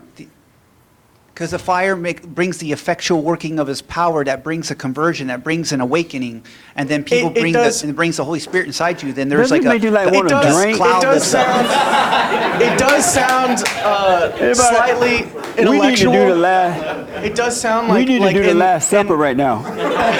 We serve the real wine. But Will, you still believe that? Well, I'm seeing, I'm on the outside looking in right now. I'm seeing all this. It does sound intellectual what he's saying. Like not that he's just being, but I know that like just living my life day to day, just being, the Lord will send someone to me or he'll put me in a place and all of a sudden, like I won't have to force anything. Like I'll just start proclaiming the gospel or something or talking to somebody about Jesus, and then I'm not thinking about what to say. The words are just coming, and these people, like he's describing, they're like being lit up. They're like understanding. They're seeing the truth. And Well, let me just say this. Y'all keep doing that. how is that Really, not wrong? keep Is that, doing it is that until not you what we're find out commanded? for yourself, all Is right? that not what we're commanded to do in the Word? Is to go and make disciples of all nations, like the Great Commission? Right. Are we not supposed to go and preach the Word to people? Yeah. There And- was a girl that was killed over in Iraq somewhere. Yeah. She was taking the gospel to the whole nation. Yeah. And I wonder, why is she over there? She hadn't been over there really by herself like that. Satan is using the Bible against you guys, really. He's interpreting the Bible for you and making you think that this is what the people in the Bible were doing, and that's what's needed. And then the preacher confirm it for you, and everybody carrying on, so you're thinking they're on fire. That would make sense if the preacher wasn't talking about himself the whole time, But the thing is, there was no fruit. There was no effects. It's not like I'm going out looking for these Right, things to amen. Right, happen. I don't. I'm just being open to these things, and that Right, sounds like what right. he's describing as Right, well. right. Don't you be open to it. Just What? live. You're saying just be. Just be. That is being open to the Lord, not being of yourself, not coming from you. Being Right. just being is Yeah. being open to an encounter with the Lord. It's a semantics. No, it's not. Yeah. I think we're saying the same thing, but you have But a different way of see, describing once it. you're born again of God, you're just naturally one nature with Him. It's not like open. That's what he's and all that describing. kind of- That's not describing. I No, just have you're my way of not. describing it. He's nice, but Will, Yeah. this young lady want to respond real fast. All right. From hearing this, it just sounds like it's all driven by ego. It is ego. The way I like to say this is, ego is the evil that drives all the needs, that does all the deeds, that makes you want to please. If you, Amazing. if it's any of that, Are you it's gonna all write a driven. rap song about that? Wait. Hey, wait. But That is my in song. response. That is your song, sure is. In response to that, Ego is a need that makes you want to in please. response to that, though, yeah. In response to that, I would agree if I sought my own. If I seek my own, then But you're seeking your own, you don't realize it. Well, no. You can realize because If you go to somebody else's business with the intent, there was no intent. or if you go in there and you sit next to someone, It's and just they're happened. There was doing no what they're doing, intent. you start preaching at I'm them, showing that's my crazy. hand. My intent, my purpose was I was going with my friends, And then I was set up by the situation, and I didn't want to say anything. My intent was I don't want to disturb anybody. My intent was to be quiet. Well, you think God will have you speaking to someone that you don't want to disturb? That's what happened. No. Because he was wrong, and there was people there to go find God, and they weren't finding God. And God wants to remove hirelings and bring in shepherds. To tell the preacher he was wrong. He was a hireling. He's not a shepherd. He doesn't care for his flock. He seeks his own, and he's there for money. Well, and what about being a servant? You know, being a servant to all people. What he's describing is like being in a servant mindset. I believe we're in a season where God is removing hirelings and putting in shepherds. All right. Let me do this. God, everybody, at least on this end, and that you want to talk about that. This end. So I got to move really fast, all right? I'm glad you're doing this. It's so exciting. It proved my point. All right? And I'll tell you what the point is in a minute. But I got to do this. Duh. And who hands it out? Oh, here. And then we'll move it over here, over there, and then we'll be done. This is so much fun. Over here. It's the difference between the intellect and the wisdom of God, the logic. It's definitely showing it right now. But I'm glad. All right. Yes, sir. So if it's not your intent, how come you can't just get up and realize that maybe that guy is leading his people to death, and why not just walk out? How come you gotta say something every time? How come you gotta? I work at a place where you could barely say anything to anybody. Because in Psalms it says God sends to give. See there, he quoted the Bible. He thought the Bible said that, but that ain't what the Bible meant. But it also says don't give food to swine, or don't give the truth to swine, or something like that. So. Right, you don't cast your pearls to swine, but you can also say something so that crumbs can fall, so someone can pick it up. It was meant for everybody. There was someone there that was looking for I food. understand, but listen, I understand. Let me take the young man here. I totally understand where you're coming. Been there, done that. I don't think I ever been that way, but I know people that way. Really, family members. I have well, she might be watching. This is a close family member to me, right? And they're like that too. They really know the Bible. They hoop and holler, and they go out and lay hands, and they yell at folks, and just the meanest dirt, evil, angry person. But they know the Bible. They know to go out there and get disciples. I'm not saying you're like that. I'm just saying. Yeah. Yes, sir. It's fun. It's something. A couple things. I want to tie what with all this is going on right now to what we talked about earlier with like these kind of like faux conservative movements going on right now. Yeah. Like I was always skeptical of these turning points, and there's other groups like that too on the conservative Just side. remind me, we need to have a town hall meeting with the Bible people and the non-Bible people. I bet that's gonna be a mess. Yeah. Y'all have to pay to see that one. That would be better than the gays. Yes. Okay, go ahead. So like my biggest concern, that's kind of like I played around with the Democrat. Like I would consider myself a Democrat before I woke up really. And one of the things that turned me off of that whole movement is all of these little organizations like ACLU, the Southern Poverty Law Center, all these little kind of like startups, whatever you want to call them. They almost always go in a completely different direction. That's almost the opposite of what started. Where they started in the first place. Absolutely. And that was kind of those patterns. I'm starting to notice that too in the name of conservatism as well. Man. One of them being these turning point kids. On the surface, it sounded like they're waking up on college campuses. They're trying to get kids, to recognize the idiocy of the left. But in reality, it's the same mentality that they're bringing over. They're not really sticking to conservative values. That's why you must be born again. Yeah, man. and I'm kind of seeing the same mentality with this whole episode right now. Is that you heard the story of these alphabet soup people going like door to door to these bakeries, trying to bait them to refuse them service just so they can say, hey, I know better, I got you. And I'm starting to see that right now. It's like you're kind of going church to church to, I'm just going off of this story alone. It's like to approbate them. It's not their intent to shut down the bakery either. quote unquote. It's their intent. They're adding that. I told my story. I said I went with my friends. I went because I was with them. Right, but and that my didn't mean intent you was had to just to start hang out with my trouble. friends. And then the setup was the conversation with the girl where she was giving me rapo frames, and I only spoke to her because she was looking at me like, She was why you giving sitting you beside what kind me? of frames? Huh? Rapo. It's where a girl projects like, look at me so I can turn you down. It's a So you dark went art. to visit a church, you happened to sit by a lady, she looked at you. Don't sit beside me because you just trying to sit beside me because I'm pretty. And it was She the only told seat you I was that? going to sit. Or she acted that way? She projected it. And- But that's a thought, you gotta doubt that. I know, but we were talking, we just had a conversation, right? Yeah, I didn't, she wasn't acting a certain kind of way and I went off. We were communicating with words. But you think that was right for you to do that to that woman because you thought she was projecting something? What was right? What did I do? I just said. Tell him. Did you know what I said?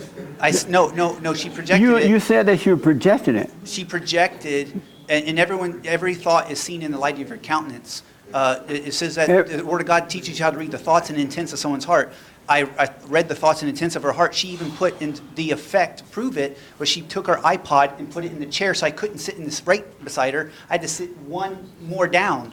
So Why didn't you rise above it then? Just Right, move that away. has happened Why, so many why times couldn't to me. that have been I don't care. an instant where you just Because rose I- above When you're it? on the airplane, don't they have this? I wasn't offended. Oh, when you go to the I wasn't airport. offended. I was using it as an opportunity No, to man. show her All own right. hand. You're going to get hurt.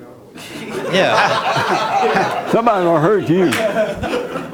You don't tell him. Oh, you done? You know, finish your Yeah, part. I'll finish it. But it's like, I'm starting to see that same pattern, not just with this thing, but like in general, like with these little organizations now starting to pop up under the guise of. Because it's ego against ego. Right. It has not nothing. love against ego. It should be love. We have to show love. Yeah. I'm That's telling if you, you're that's seeking how your you own. fight Only if evil you're seeking your with own, perfect though. love. Like But if that's ego, if you seek ego your against own. ego. Yeah. And It's ego if you're seeking your own, but I wasn't seeking my own. I always seek the will of him that sent But me. you judge this woman. You said it was perception. There's different, not judge. No, it's difference between judgmental criticism and reading someone's hand. She showed her hand in her intent when she just she took the residence of the seat beside her. She didn't want me to sit beside her. She was projecting, I'm better than you. I'm in Beverly Hills. You can't. Oh, I'm my out God. of your league. And you probably just want to sit And look, beside me. look at all this space she's taking up in your head right now. Those are thoughts though. You know, Yeah. like, Look at it. Okay. How do you Let know me there's do this, truth? guys, because of time. Because it will Let play me out. ask this young man It'll a play question. out. That's why. Because Hey, whatever's excuse thoughts me. and beliefs is in you. Your first time here, right? Did you bring your joint with you? I can use it now. He said I should have. You smoke pot? Yeah. You smoke pot? Yes. How old are you? 21. And why do you bring the mic up to me? Why do you smoke pot? I enjoy the feeling. You enjoy what feeling? Yeah, just like It just makes you feeling feel relaxed. good. Yeah, it makes me feel good. So it just makes you feel good. Yeah.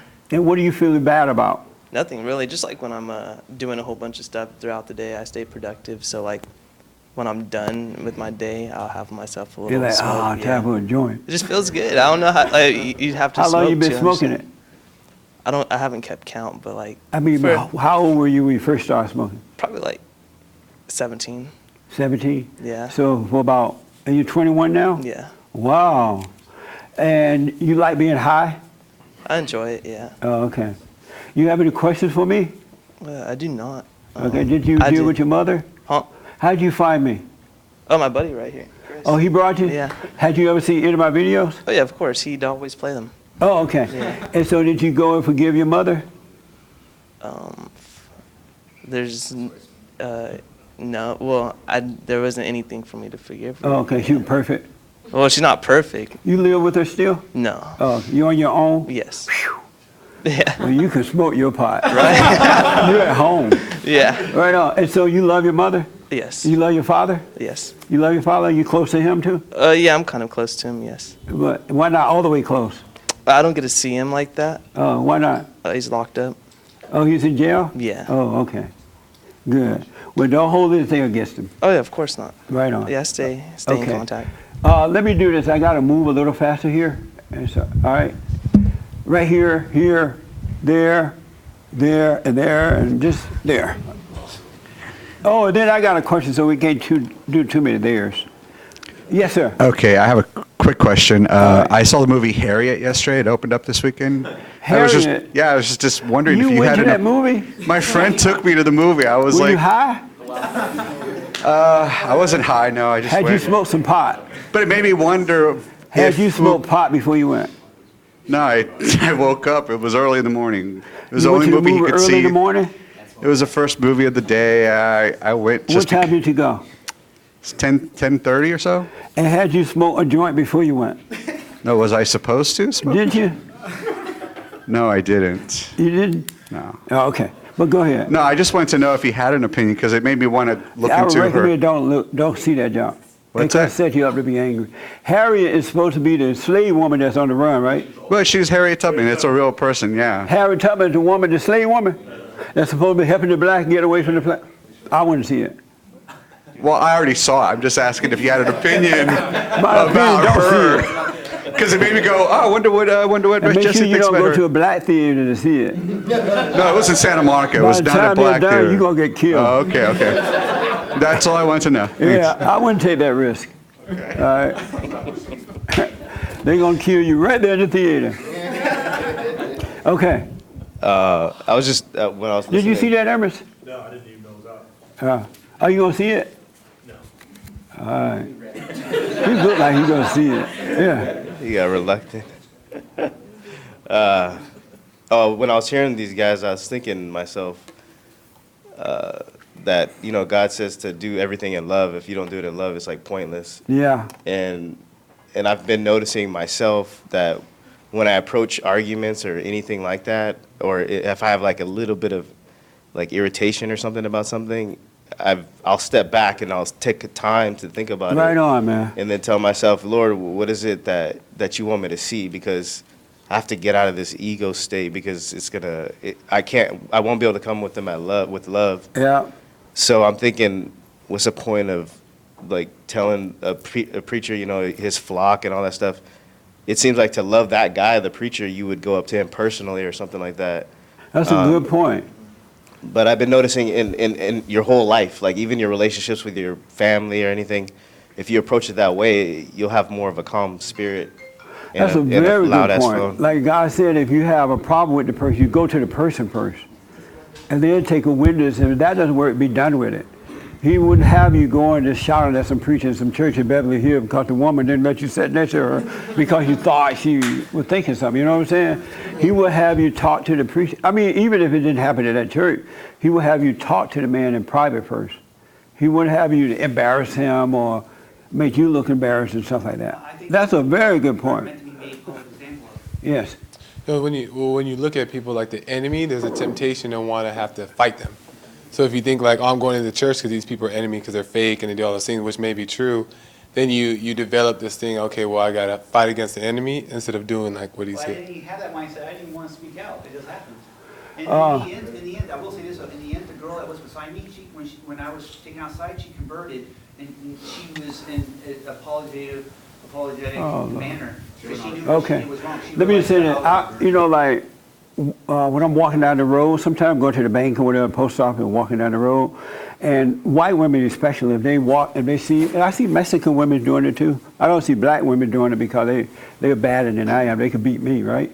But when I'm walking down the street and they see you come in, or they look around and see that you are behind them, they'll hold their purse. I see it all the time now, and right away, say you want to tell me to go off on her. She thinks that you're black and that all black people steal, right? And so she's holding the purse, right? And so, but I know why she's doing it. And so it's not personal to me. I understand what she's going through. And so even though Satan be trying to tempt me to get angry and take it personal, I understand what's going on, so I don't take it personal. You got to watch that kind of stuff. I understand that. This is something completely different. Let me take Ernest real fast. Just to prove the point, you got to watch those thoughts, man. Yes. Yeah, I'm not sure if you're the same guy that said this guy got here a little late, but I think you said you're trained in rhetoric and. You can't be coming. You were no, late. but I'm just saying he said he was you trained can't in come on rhetoric. Something you didn't hear. No, I heard it. I heard it. I But think you he said said you were he's. late. What's that? You said you were late. Yeah, but I was listening to it on the way in. Can I ask my question or no? Yeah. So I think you said you're trained in like rhetoric and debate, right? Was that you? Rhetoric and logic. Yeah. So I think you just need to look at that's kind of an ego trip if you're going there to debate these people and.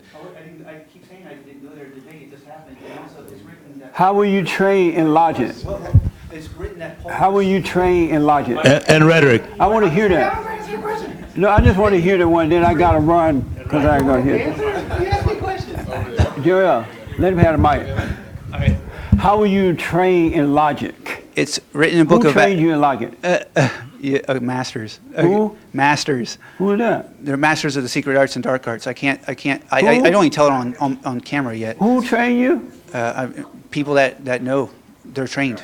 Yeah. And you call them master? They're masters in the secret arts and dark arts. Well, my yes. master said he's sick. Yeah. Well, I said, yes, a master. But they opened up. We sick. They come straight out. They train But me let straight tell through. you, no one can train you in logic. It's Paul persuaded, disputed, and contended. Oh, it listen, says man. that. No one can train you in logic. Paul persuaded, Hey. disputed, and contended. Logic only come from God. Only come from God as needed. Logos, word, is written. Jesus said he's the right. word, the logos.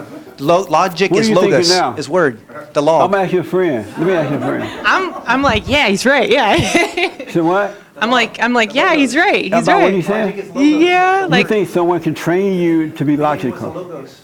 yeah. I mean, yeah. That's why you got teachers. That's why you got No, disciples. let no man teach you. He gave some apostles, prophets, pastors. The Holy Spirit will teach you all things. Yeah, right. I do agree. Indeed, You can't indeed, be trained in logic. True, but he also. So you're gave us saying some another apostles, person, some another prophets, some human pastors, won't be evangelists, and able? teachers. Right. Another human It won't be able only to. comes from the Holy Spirit. But you should bear witness He's to your what you teacher. say. He'll teach. Boy.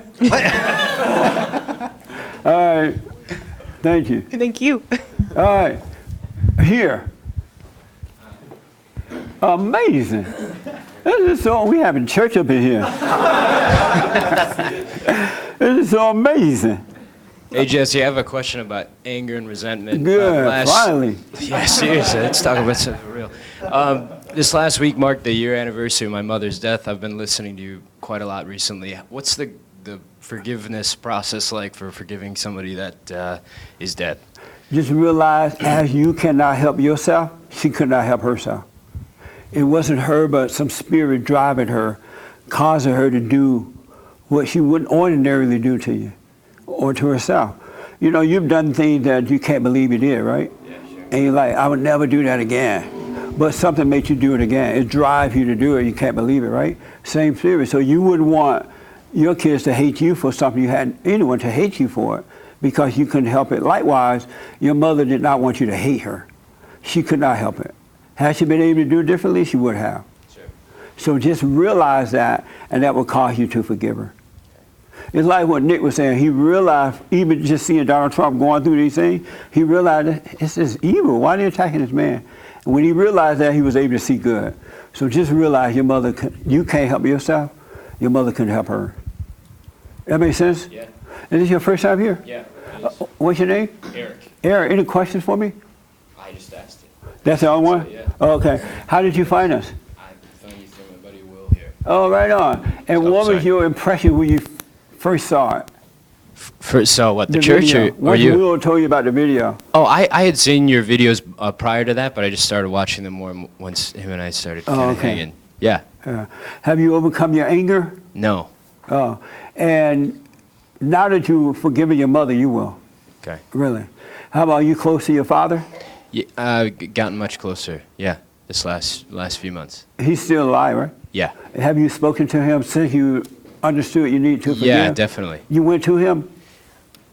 I don't know. What do you mean Have by? you I mean, did you face him face to face, or? Yeah, yeah. And how did it go? I think it went fairly well. Yeah. Were you afraid to? No, Yeah. I don't think so. All right. Yeah. Are you doing the silent prayer? No, I'm not. I want you to do it. I recommend you do it. Okay. And you'll I be will. fine. Okay. All right? Thanks, Jesse. Just be patient. Appreciate it. Are you married? Nope. You living with a woman? Nope. Good. Just be patient. Okay. All right? And Thanks, you'll be Jesse. fine. Good, Appreciate man. Right here. Just because you convinced a bunch of people to get excited the way you're excited doesn't mean that I was from God. The mega churches do that, you know. Yeah, they do. That's it. They get you to be excited. They tell you while growing up, you have to be excited about the Lord. You have to be on fire. David danced, so you got to dance like David. You got to go out there and save souls and all that kind of, you've been convinced outwardly to do it that way. And so now when you read the Bible, Satan used that against you as well. It's best to discover it, let it be revealed. All right? Yes, sir. Oh, I'm sorry, right here first. Yeah, the Hake Report had a great clip of you from last year talking about like what a conservative versus a liberal is. And you're talking about just living it. Just living it. And if you live it, the doors will open, and maybe you'll have a platform God provides where, you know, this message that wants to, you know, comes forth because God opens those doors for you. But it's about living it and not convincing people. I think most people are not convinced yet. They don't know yet that you could just live and he would take care of you. He would reveal, I almost don't want to use the word revealing anymore.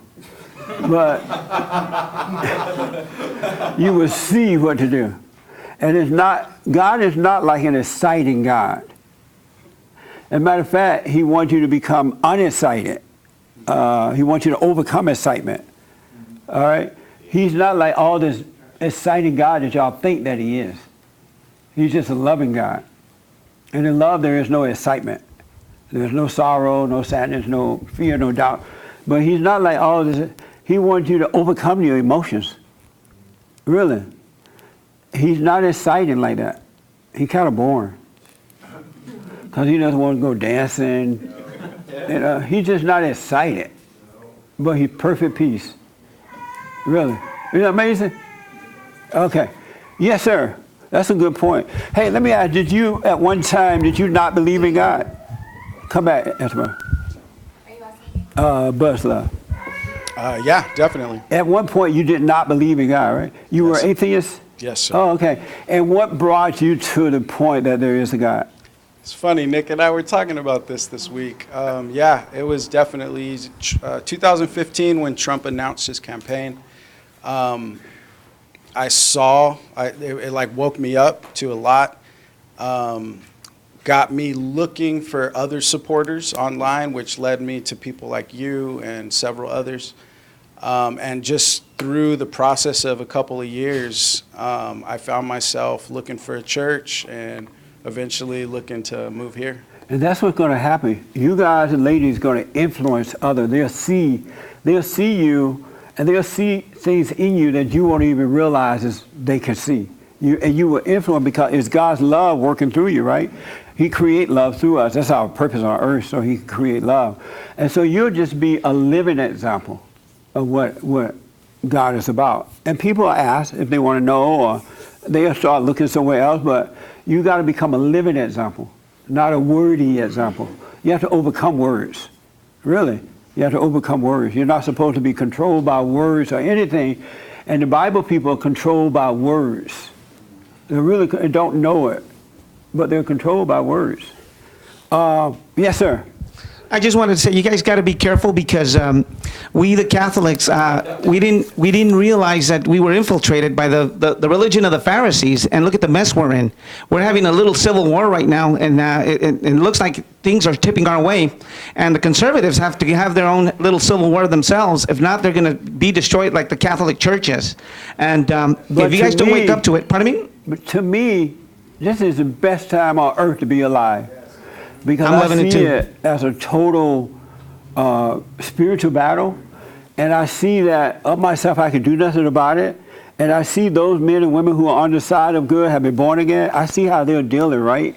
And so it's a perfect time for those who are lost to be seeing this happening. Look what happened to these two guys. They saw it through Trump. Trump doesn't know that. Have y'all had lunch with Trump? How about Ivanka? How about Ivanka's husband? He's a Jew. But they'll be able to just see it, and through that, they'll wake up. Just one last thing. You do realize that does these... that make sense what I just said? Yes, sir, it does, okay. yes. But you do realize that these guys have infiltrated both the Democrats and the Republicans. The Pharisees have. Just look at an example with Epstein. He had them both blackmailed. Hold on, man. Do you know him? No. No, okay. Well, Epstein had them Well, both what it blackmailed. is, wait, I know, but listen. Calm, For who is the calm question? down. We're going to have a men's meeting this month. We having a men's meeting Thursday, right, Hermes? Because this is the first of the month. Make sure you guys come. We're going to get y'all saved at the men's meeting. Because I'll be able to say some stuff to you that the women can't hear and should not, you know. But can you come Thursday night? I'll try to make it. Yeah, because Be I'm here here to at work. 7 o'clock. I'm from Texas. I just flew here. I fly here once in a while just for work, and whenever I can make it, I come. Are you going to be here this Thursday, or you'll be gone? I'm going to try to stay here. It depends on how much work I have. Okay. I'll try to make it. Well, make your work last long.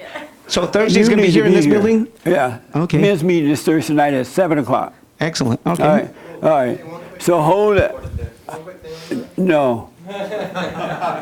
Yeah, Della, one quick thing, then I got to end. I agree, and I would go so far as to say that the war should not be against the left, it should be against mainstream conservatives. I wish I had let you say that.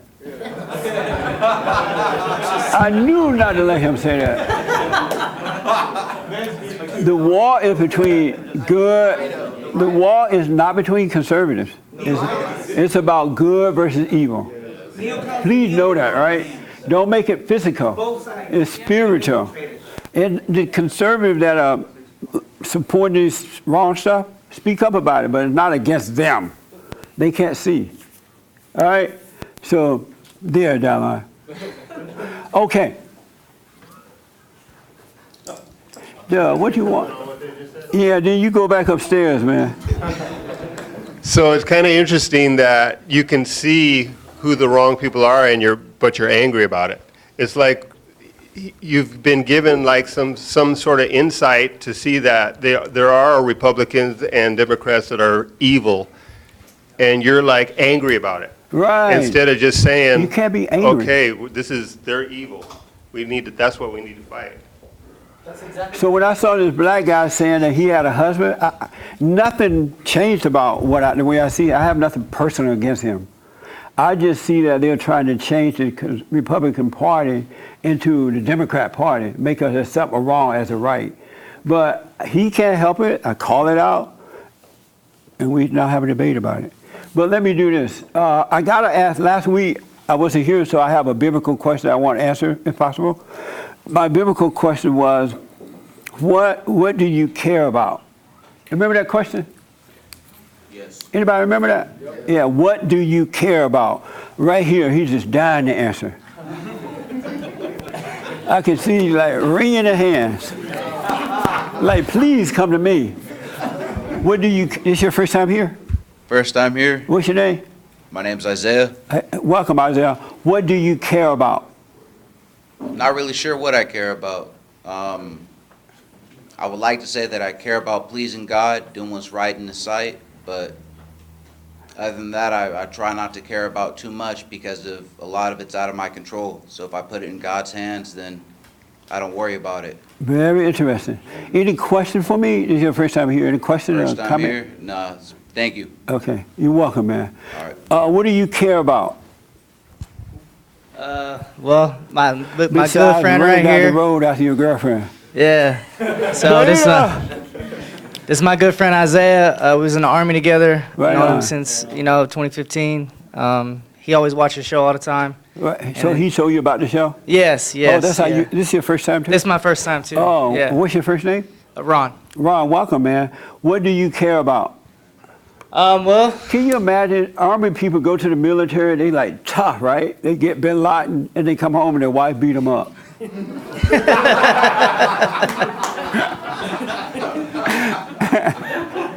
that interesting? But what do you care about?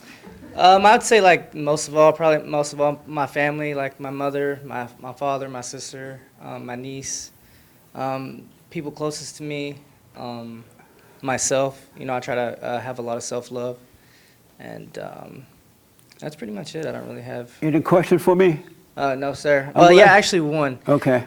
So I've been kind of thinking about this lately, but I was trying to look at like your stance on like monogamy, as far as you know how it's in the Bible. You know, it talks about But I really struggle with that because I would really like to be in a monogamous relationship, have a wife. But I feel like these days it's really hard to. And I think like, not that it's hard to, but I look at like past relationships that I've had. And Yeah. I've struggled with that being in the military and relationships don't work out. Right. So I feel like I've built like a pattern, you know, of getting into a relationship and not being able to fully commit what I need to. Right. So my question is, how would I be able to, you know, maybe I guess start from scratch? You know, because I spent a lot of time out of a relationship for like a year trying to find myself and work on myself. Yeah. So now I'm in a position to where like I would really want that, but I've seen myself get in relationships and then not being able to fully like give 100% because I always feel like maybe, you know, something bad will happen, this or that. So yeah, that's my question. Number one, you got to overcome your mother.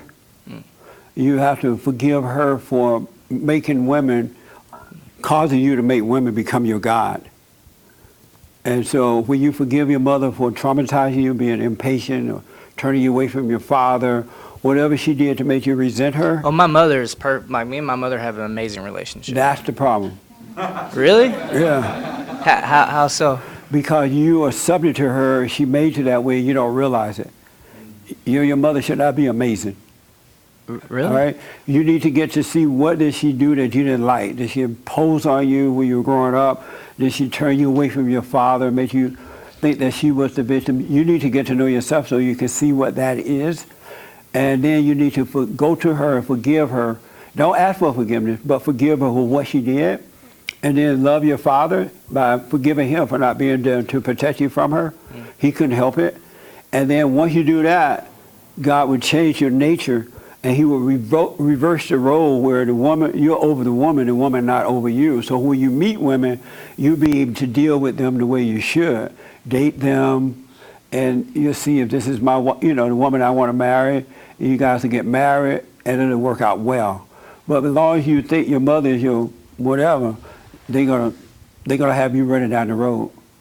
Yeah. You got to forgive your mother and turn back to your father. You have your mother's identity and not your father's identity. You need God's identity, and when you return to your earthly father through him, you will love God. You will naturally love God. Then you can be yourself. Then you can do it because there's God in Christ, Christ in man, man over woman, and woman over children. But you must be born again, so that role needs to reverse, and it's not going to happen until you forgive your mother. And so when you meet a woman, you won't have to struggle with the sex thing. You'll be able to be right because she's not your God. What do you think about that? I mean, yeah, it's a little confusing, but I mean. What's confusing about it? I don't know. I thought I'd probably have to like talk with you more and like Okay. maybe watch more videos. Yeah, like we what you're can talk. talking about. You live here in LA? Yes, I do. Okay, yeah. But I mean, me and my mother have a really great relationship. I don't feel like she's always let me make up my own mind. She's never tried to subjugate me. Me and my father have a good relationship as well. Well, take a look and see what it is that caused you to become angry. I don't really feel angry though. Yeah. About as far as relationship, I just have a problem with. I think it is. Maybe it's past relationships I've been in. Well, maybe you resent the past relationship. Yeah. And you blame them or something. But you need to see what it is, and whatever it is, you need to let it go, forgive, so that God can forgive you. All right? Because it wasn't the lady's fault that you were weak. Yeah. You know what I'm saying? So something made you weak. And I can almost guarantee you it happened in the home first. Because men don't normally think that mama is wonderful unless they're subject to mama. Yeah. Have you ever told your mother the truth about herself, that she was wrong? Oh, of course. How did she handle that? She takes it well. How did she handle it? She took it well. I mean, we talk. We're very open. Me and my mom have an open relationship. We talk a lot, and we always express our feelings. Like she'll tell me if like I'm doing things the wrong way or the right way, and I'll do the same with her. Oh, don't be telling your mama your feelings. A man should never tell a woman his weakness. Yeah. If anything, if you were close to your father and he had logic, you should be talking to him about it. If you got to talk to him. But don't ever tell your mother, because she goes, oh, baby, that's right. No, she doesn't do that. But just again, we'll talk though, all right? Okay, sounds good. You got to overcome that anger with something. Something happened, you don't realize it. I'm very interested in talking with you sometime. Okay. Yeah, it'd be good. And once and don't want for a wife. Mm. You only want to seek the kingdom of God first and His right way, and everything will be added. He will add the right woman in your life or the right man for the woman, the ladies, and it'll work out fine. But if you look for one, you're going to find Satan's children. Yeah, I think that's makes a lot of sense. So yeah. only seek the kingdom. Don't seek anything else. That makes Great. sense? Yeah, makes total Okay. sense. Yeah, thank All you. right. But hold on after the meeting. We'll talk for a few minutes. Okay, thank you. Okay. This is your first time? Yes. What's important? What do you care about?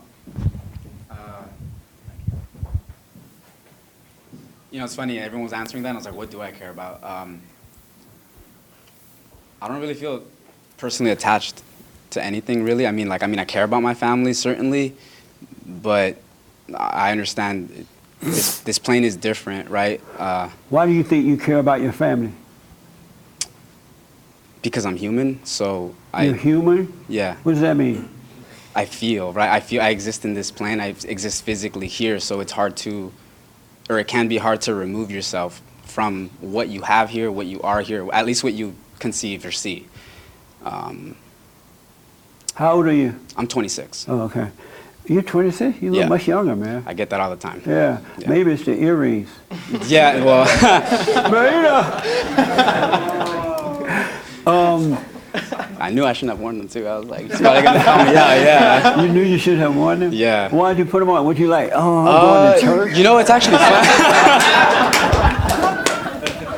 I got to look pretty for the red. Yeah. Were you feeling pretty while you were putting them on? No, honestly, no, I don't. No, but I'll probably watch myself more when I'm putting them on. Right. Yeah, see what I'm, yeah. Watch when you put them on, you're going to feel a little tingling going on. And then you're going to go, my hair fine. All right. So, any question? This is your first time, right? It is my first time, Any yes. question about anything? Or anything you disagree with? No, I don't think I disagree with anything that you've said. It's my first time, so really I'm just here to listen, Oh, okay. take it in. I just want to let the experience kind of just happen. Have you gone and forgiven your mother yet? I haven't. You haven't? No, I have. And how did they go? It was a little contentious, yeah. I mean, I don't think from my end. Right. She's just emotional. Right. And so this was like maybe 2 years ago. It happened because I took this trip with my father. He took me through Mexico. It literally took me through like where he was born, where he grew up, et cetera, et cetera. And I wasn't in a good place in my life. I don't think I was ready to admit it or like realize it. Yeah. But as I'm going through there, it was maybe like 10 days. I realized that, and I knew I was angry, right?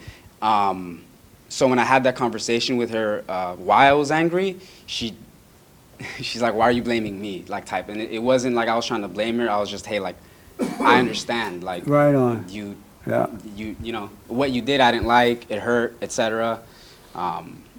She didn't really get it. You know, That's at first fine. she was just upset, honestly, Yeah. because until I had gotten to that point, I've never had a conversation like that with her. I was of the premise that it wasn't my place, you know, like things happened, but you know, after that I just felt the need to like express to her, hey, like it's okay that you left, it's okay you did this or that, like I get it. Yeah. And even before that, my relationship with my father was getting a lot better. You know, just learning how to be a man, right? Or like understanding what it is to be a man. And, Yeah. So you close to your father now? Yeah. Okay. Yeah. Well, don't worry, the earrings will come off soon. Yeah. Yeah. How many pairs of earrings do you have? Only 2. Yeah. You have 2 pairs? Oh shit, no. These are the only pairs I have. Yeah. You said, oh. Oh, I'm sorry. I thought you meant. I'm like, yeah, Millennials. just these 2. No, these are literally. Yeah. Cursing is like a second language to them. You know how the Bible is the first language for the Christian? Cursing is the second language for the millennial, right?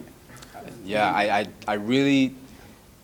I would say the last like 2 years, I've really made it a point to just remove profanity. I think, you know, I read, I try to, you know, I don't need to speak. Like, right now. Right, of course, right. You know, it slips out, of course. Yeah, you you'll know. be fine. Yeah. But, you know, I definitely, I don't know if it's realistic to be completely impeccable with your word, but I think I really liked what you said about just taking your step back and, you know, breathing and you can say the right thing. You don't Yeah. have to say immediately what's there. what That's you feel. right. Amazing. Yeah. Well, I'm glad you're here, man. Thank you for having All me. right. I got to ask, in the back right here, with the Hitler shirt on. That's me? Hitler! So, I may be wrong. So, I think you were on Twitter somewhere yelling at somebody and you called them, you act like your mama or something? Yeah, so hear he something acted just that? like his mama. You told some guy you were acting like his mama? Yeah. And did Joel get you for that? He said I was being sour, and I said I don't see it. Oh, why did you tell the guy he was acting like his mama? He seemed reasonable. He was wrong what he was saying, but he was just disagreeing. No, Why did you have to come back with being you act like womanly your mama? by making up arguments that we weren't Speak discussing. into the mic for me. If we were talking about one thing, he would say, "Well, I never said this." It's like that wasn't even something we're talking about. So he's just going off on a tangent, not stay on topic.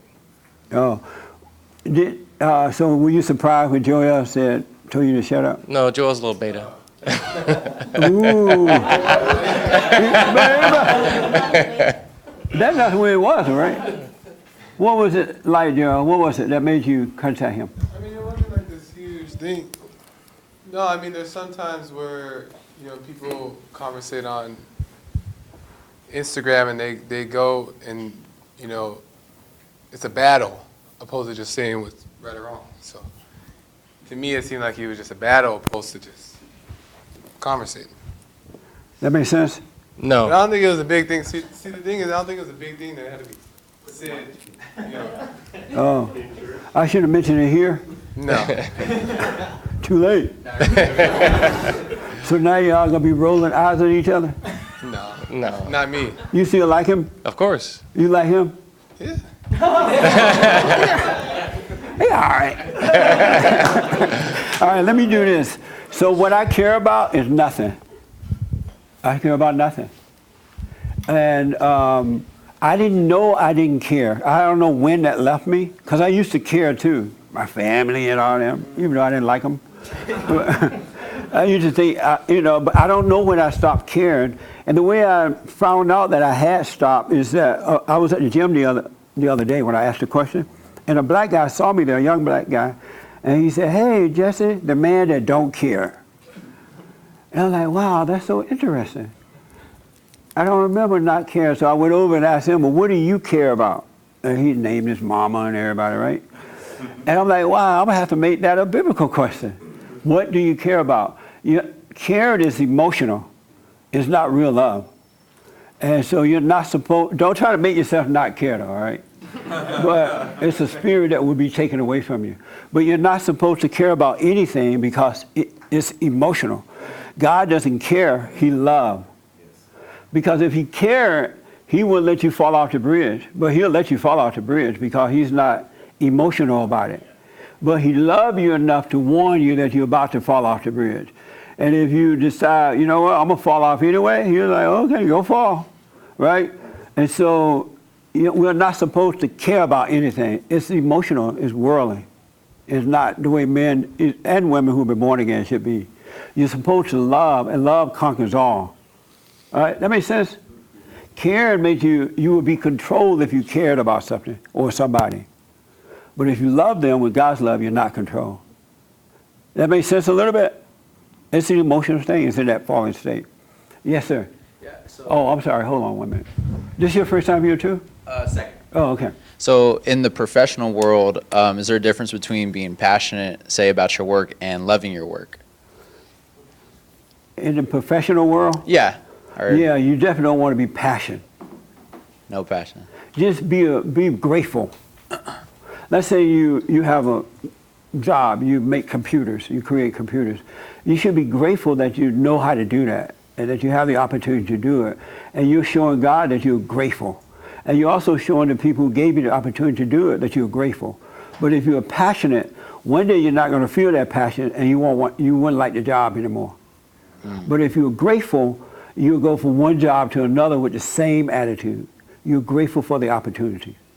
And what about loving your job? Is that the same? Well, gratefulness is love. Oh, okay. Yeah, but it's not that emotional love. Gotcha. I used to have a janitorial service, and I used to clean toilet. You ever clean a toilet? Yeah. At work? Oh, not at work, no. You don't want to. But I was grateful. I'm like, wow, this is cool. I'm cleaning toilets. It was so, because it was my own business at the time, and couldn't believe I had it, and I was grateful for it. And one thing, so I have the same attitude now that I had when I had that company. Nothing changed. And you should treat every job like it's your own business. Treat that person's company the way you would treat your own. It's so amazing. It's the attitude. But don't be passionate. That's a woman's thing. Yeah, because everyone are, they always told me you need to be passionate about yeah, this. Oprah, like, what are you passionate about? Yeah. How about nothing, Oprah? Yeah. You told Harpo to beat me. Right. That's why her daddy, her brother, her cousin, her uncle, everybody beat her. She was so passionate. I'm just kidding. But no, don't be passionate. All right. I got to end. James doing this. End it. So, oh yeah, Irma's had his hand. That's last word. Nobody else hand. So I think I understand what you're saying about caring, but I think when you're in the fallen state, the closest thing you have to love is to care. So I think if you're in a fallen state and you say don't care, that could be a little confusing, because care is the closest thing that you have when you don't have love. Care is the closest thing. But people who say they care, they don't care. They Well, you only can care about you how while you- you're pleasing them. Right. But the moment you go against what they want or what they say, they don't care no more. Right? But I mean, you should care about like how you do your job, or like no, how you should be grateful. Because if you cared about how you do your job and you think you did a good job and the boss come in and say, oh, that's horrible. All the caring out the window. You're mad at him because you put all your cares into it. Yeah, I think I understand what you're saying, but it could be a little confusing, I think. In what way? Because you say don't care, and if if that's all you have, then like that's kind of a good thing. But when you let the care go, it'll be taken away from you anyway once you're born again. Right. The only thing that's left is God's love, perfect love. Not mama's love, but God's love. But people who care are some mean, nasty people. You ever did care on somebody, they went off on you? Yeah. Thank you. I'll rest my case. All right. Anyway, we are out of time. I just got to end it. I advise you, do the silent prayer. Do what you want, but I recommend so you can come out of your imagination. And you will see it's nothing like what you think. Silentprayer.video. We are having a men's forum this Thursday at 7 o'clock, right? 7 o'clock. And what else? Oh, the building fund. We got to get out here at the end of December, so they said, right? So we're raising the money, so we still need your support for that. Anything else, James? I asked James, what did he care about? You guys know who James is, right? The hate report guy. I'm like, James, what do you care about? I cast all my cares upon the Lord. I'm like, Lord. He cast all his cares upon the Lord. But so, thank you all for your support. I'm totally way over time, but thank you for tuning in. And thank you all, too, for coming, and we had a good time today. I appreciate it. All right? Amazing. Amazing.